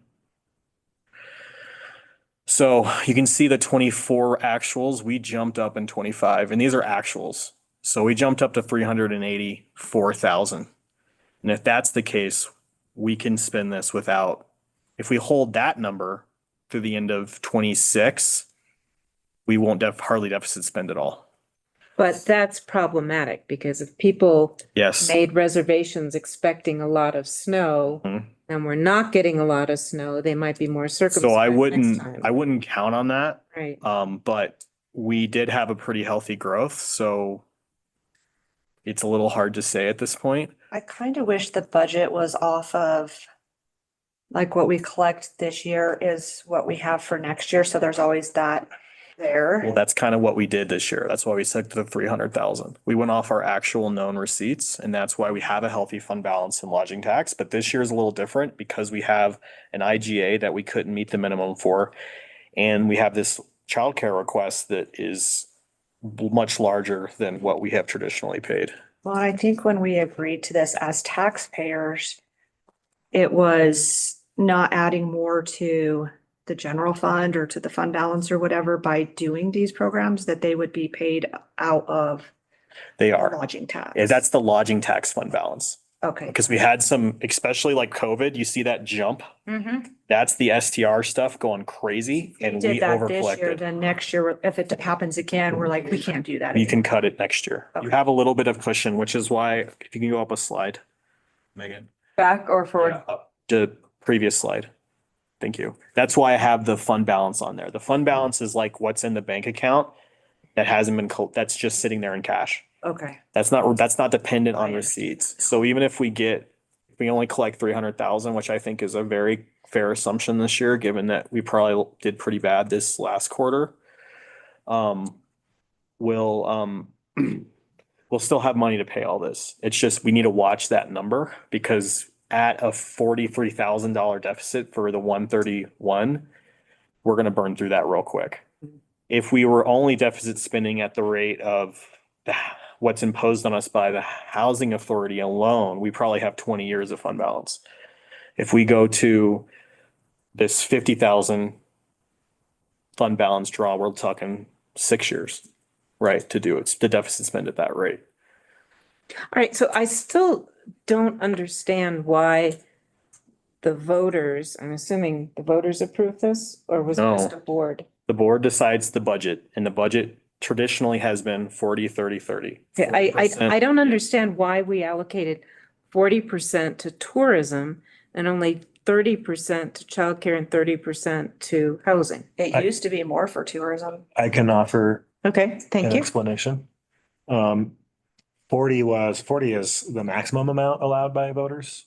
That was kind of the reason we even proposed a maximum of 40 when we were doing the math was that we wanted the fund was growing and we wanted the growth in the fund to go into housing and childcare Mhm. without impacting the ability of tourism marketing that we had, the historic investments in tourism marketing that we had been doing for a decade or so. Longer, much longer than a decade or so. And so when we did all that math and we thought everything was good, what we didn't account for was Georgetown and 40% of the lodging tax base being pulled out. Mhm. So at that point, we said, we're going to max out to the 40% because the Tourism Bureau is going to end up with less money and we want to minimize the impact. Because there's a minimum viability thing with an organization like the Tourism Bureau. By the time, I mean, if we're giving them $124,000 a year, by the time they pay the director and pay for an office, you want them to be able to Can't spend some money on marketing Okay. and I say this with all of the caution in the world, or you might as well not have them at that point. Mhm. I think personally allocating 40% is kind of like a minimum viable investment. Okay. And All going, right. I needed to hear that. yeah. The other thing is like, if the Tourism Bureau is successful, they generate more lodging tax, Right. right? So like it is one of the few things that we do that can actually increase revenue Okay, so get. without increasing taxes, right? So like, that's why it's also prudent. But there's a minimum viability, which I 100% agree with. And also, if done well, it has the ability to actually increase the whole pie, which benefits them, which benefits the Bureau and benefits the other two programs. And I think especially in a context where like we have a tourism bureau that's doing things like responding to data and responding to our perspectives and being strategic, like I think it's worth seeing how this plays out. In my mind, like it's a little bit of an all or nothing in terms of like to go to 35% doesn't make a whole lot of sense. You can make a better argument to just go to 10% and throw it all into childcare than you can to go to 35 in my mind. Or 33 and 36. Yeah, exactly. So this is where I'm stuck on the childcare thing too, even though I represent childcare. So I don't also want to give expectations that this 30% higher, I would love to totally fund what they have, but 30% more than what we gave last year. And then next year, if they come back and say, well, now it's went up because it's just always going to keep going up. We don't have the money to keep doing this too. So this is where the childcare one, because that's the one that's asking for so much more. It's quite a bit more. And what does that mean? You know, what? It's not going to be able to fund itself over time if the trend does start going down. And I would expect when Mitch's project gets done, it's probably going to attract more people. It may also, that facility may just require a direct subsidy in a way that's different than a scholarship program. I'd hope so. I mean, you can argue the scholarship program is the subsidy because they can just count on it and put it in their business model. But at some point, like a lot of counties just say, you know, we're not doing a scholarship program, we're paying for some of your staff. Like they'll show a county the business model and say, here's what I can afford to pay my staff and here's what I have to pay my staff, and the county will just fill the gap. And if we take this back to the voters and say go for the whole 6%, that opens this whole can of worms to a ton of other things that can be funded out of this as well. Starting in 2027, yeah. I want to there's something I want to make sure I understand, just the housing contract, the investment in the housing contract is stable, right? That's $102,000 a year. It doesn't grow. A minimum, yeah. Right, but wasn't that just for the first 3 years? Mhm. Yeah. But right now, we're locked in until Right. 27. Yep. I think. And from a policy perspective, like that also feels like a minimum viable investment, right? That the housing authority's budget better than I do. So correct me where I'm wrong, Commissioner Lloyd, but I think we're basically paying for a director and an office. Yeah. And we cover 51% of the expenses of the multi-jurisdictional. Right. And that's based on a formula that counts population and jobs. That housing authority, so with the tourism board, we know Georgetown gave money to that. And we know they give money to the childcare minimal, but is there at some point, because Georgetown is active with this housing authority, to have them pitch in Well, to some of this? to be clear, I think Georgetown just contributes to their own charter school, not to the pool. Right. Yeah. That's their childcare. Yeah. On housing, they do have a contractual obligation as well. Yes, they do. And how much is it? Do we remember? Hold please. The number in my head is like 55,000, but I could And be what is guessing. Idaho Springs? It's in that ballpark too. A little higher. It's a little higher, but it's not significantly. So let me pull it. Sorry. Am I allowed to say anything? I just want to say that Georgetown's only paying into the grant program, otherwise they're not into tourism for promotion. Right. Okay, just the $5,000. Yeah, because I didn't even know, how much was it? Just $5,000. Oh, just 5. Okay. Yeah. It's accurate to say they're making their own marketing investments. Correct. Right? Yep. So they're not contributing to the tourism bureau, but they have their own staff that does their own marketing. Sorry. So can I ask, what does that grant look like? How does that work for them to? So it's a Clear Creek 2-to-1 funded grant. So we provide one, the state will provide the 2.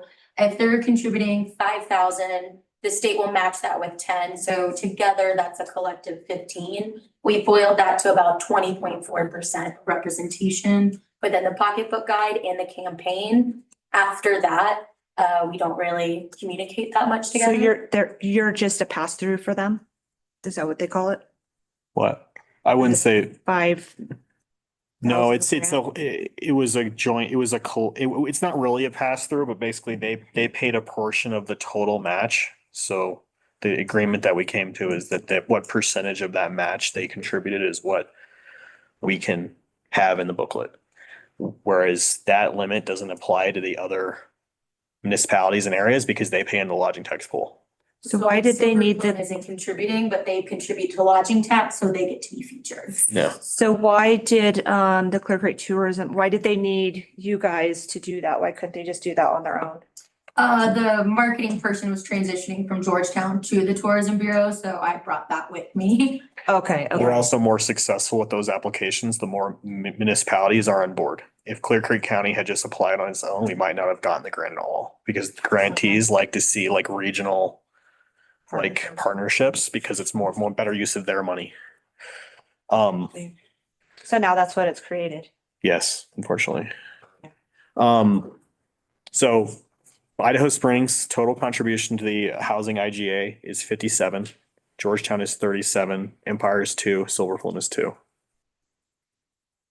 And we're 124. And we're 102.5. Oh, yeah, thank you. Yeah. While you're doing math, colleagues, I have two opinions that are simple, and I'm curious if you agree. One is that Tourism Bureau should get 40% of the receipts. And the other one is that we should meet the obligations in our agreement to fund the housing authority. We have to. And so if we're agreed there, then I think really what we're talking about is that leaves, if we're trying to not spend into the lodging tax fund balance, $84,000 to invest in childcare. I think so that's trying to like move. I think that presents us with some options, right? So one of the options is reduce our investment in the scholarship program total, right? The other option is to spend in the fund balance.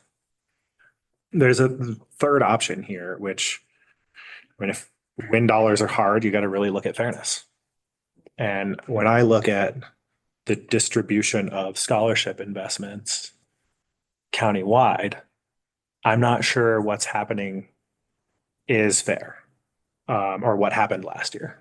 And so what happened last year was of the $87,590 that was spent by that program,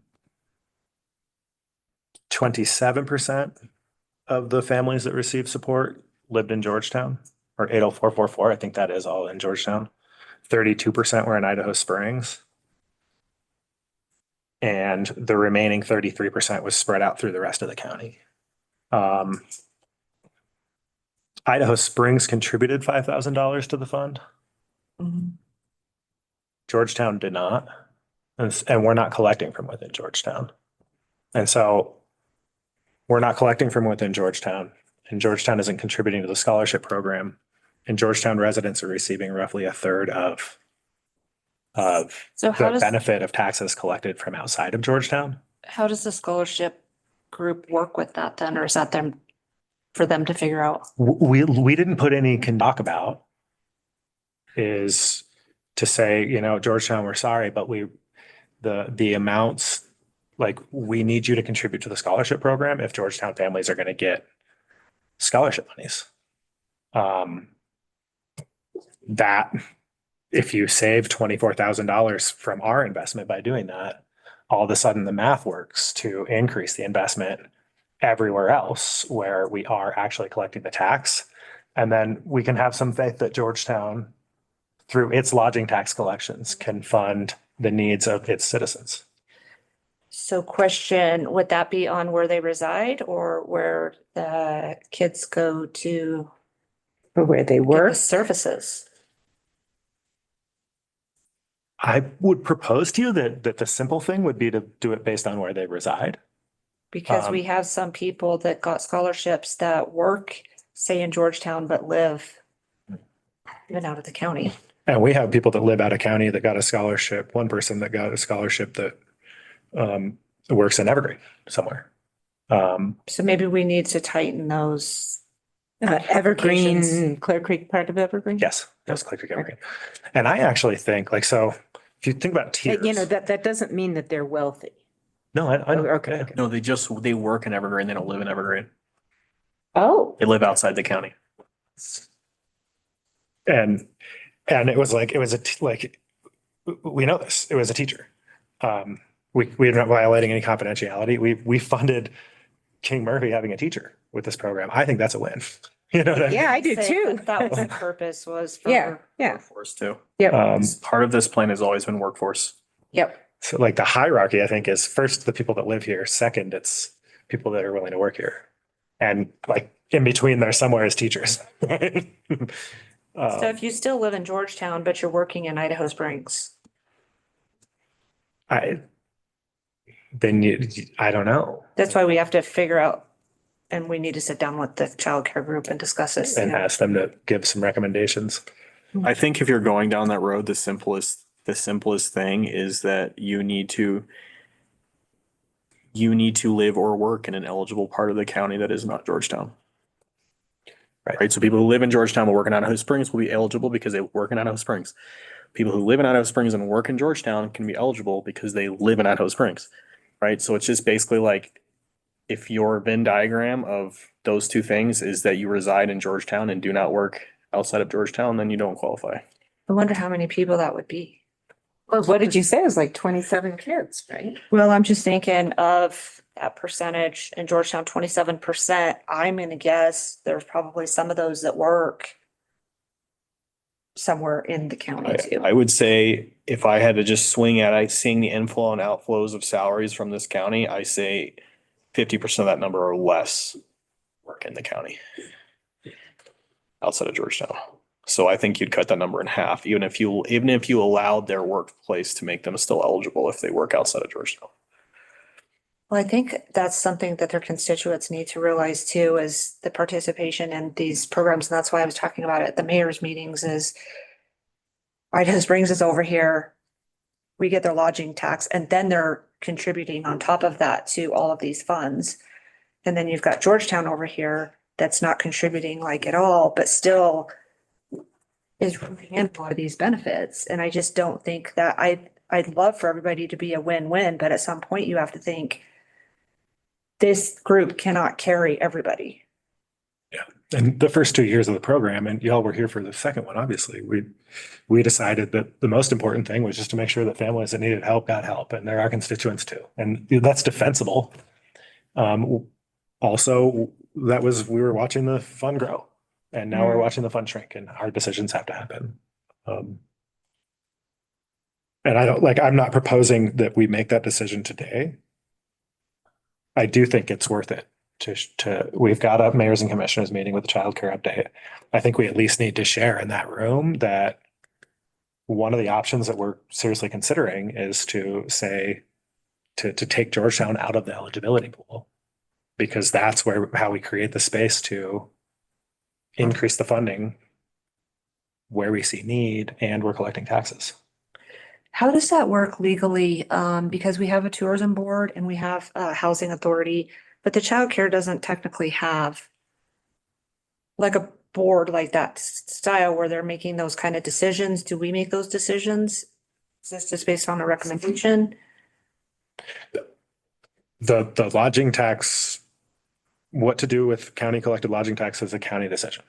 But I mean, we tell them what they give, what we're giving them, but when you're specifically talking about who qualifies or not.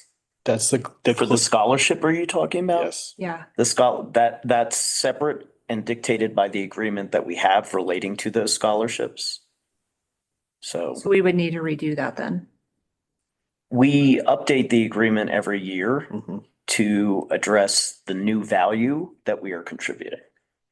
But don't we also get to weigh in on eligibility? Yeah, we set criteria. Sarah sits in on the group. And update it however we want. Yeah. And The board utilizes the school foundation as the respondent to the SOP to distribute the money and handle the processing and paperwork. But ultimately, the eligibility criteria and the amount of money is up to you. And I worry. One of the things I worry about is the other municipalities and their justified what I would have if I was them, a justified interest in how we're spending this money. Because they have the option to decide that they're going to collect for us too. Or not collect for us, but collect instead of us. And if I'm sitting in Idaho Springs and I need childcare support and I find out that I didn't get selected, but someone from a town that isn't contributing to the pool did get selected, all of a sudden I think maybe Idaho Springs can make better decisions with that money. Right? I'm glad you're on my page now. I mean, Is this, talking to our numbers guy, is this something you can raise at the mayors and commissioners meeting to say, we have a lodging tax shortfall and we've been doing a deep dive into it, and it seems like, the community that contributes the least, not straight dollars wise, but, percentage wise or whatever, is getting the most out of it, and we can't sustain that model anymore? I mean, I can speak to it to the extent that y'all want me to. I will say, but the facts are there. Basically, the situation is we have I wish we had more precise data because that zip code is more than just Georgetown, but I would say proportionally to it is 95% Georgetown. Like there might be some one out and then but not even Bakerville. It's like 5 homes on Alvarado Road. Yeah, it's nothing. I just don't know. But I would say, let's just say Georgetown for the sake of argument, receives 27% of the benefit and pays nothing into the pool. And when we have a deficit, we're looking to deficit spend lodging tax to sustain the program, even at the funding levels it was approved for last year. That's not a sustainable model for us. And even Empire gave 5,000, correct? They gave something. I don't remember how much it was, but. And like another factor here, that fund balance, we talk a lot about wanting to see mountain trails get built, right? And Peter, correct me if I'm wrong. We legally can say, you know what, that's capital money to finish that childcare center. I mean, we could dedicate a portion to it against their revenue bonds if we wanted to. I mean, we could do a lot of things with that money to help trails get built. We could. And what he means is say, let me not assume you didn't understand. Did you understand what he said when he mentioned revenue? Just bond against the revenue. So Right. $50,000 a year goes to pay debt to build it now. And we can just contribute the next 20 years out of this lodging tax at some amount we could do it, right? Do we need voter approval for that?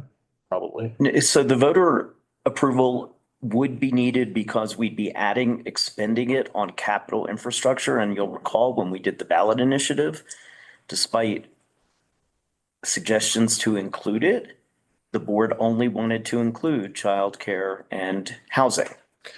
I do not believe we allowed for capital infrastructure. So childcare doesn't include a building? But I think childcare, but it's whether or not it's capital separate. Well, and I think you could argue that's I capital. think we would not want to make that decision this year because we don't know what numbers are going to come in for the rest of this year and next year.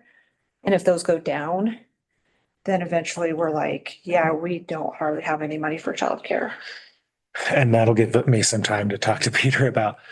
So making a capital investment intended for childcare, building a childcare facility is not a childcare expense. I think you could justify that. I actually think you could argue that is because it's still going towards childcare. And at the end of the day, what it really comes down to is how was that really explained to the voters? So the other thing about childcare that keep in mind is Gilpin has theirs up and running and they've got their first 20 kids, but their staff and expenses are still exceeding that. This is another area where this fund balance could help out with that till they build up what? You're talking about subsidizing a childcare facility in another county? No. You're just saying the business models with childcare can be. Oh, subsidizing mountain trails. Yes, Oh, okay. once it's up and running, no. Yeah, because they're being faced with this, loss of funds that they've got to come up with. And they're trying to figure out, they're gonna probably talk to Epic too, to try to get some money and they're up and running. So, but it's costing more to run this thing than what's coming in. We don't want it to fail right off the bat either. No, and that's why the last board, Sean and Randy and I board wrote a letter early in the mountain trails process saying, you know, if the conditions are right, we've got this lodging tax money and we will use it to help this business model work. Because at that time, like the business model was counting on investments from us out of the lodging tax. I don't know how that business model has evolved. I'm guessing not for the better, right? And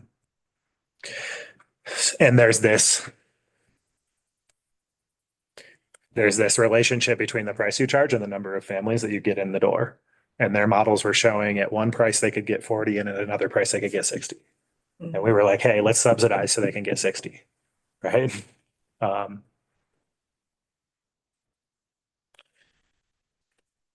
So my suggestion, it's just occurring to me that actually, you brought this up earlier, Rebecca. We're not out of quarter one yet. We actually don't have to make a decision without information about what happened in quarter one. I do think it's worthy to talk to the childcare scholarship people at the next mayors and commissioners about when they would need it. They wouldn't need a firm number from us to not put them behind the eight ball like they were a little bit last year. I just know. But I imagine it would be May May is kind of like our deadline when we need to know everything's set so they can get the scholarship information out for the. So I would suggest that I bring this back once we get those receipts for the end of this quarter. It should be April. We'll tell them we're asking for an extension. Yeah, because I do think this quarter is gonna be the inflection of the health of the fund, right? Hopefully this summer goes as normal. And we can count on some normality and we'll just see how far off we are. And so like the takeaways from this are we're projecting a decrease. We think we might not even hit those projections. We'll know more after quarter one.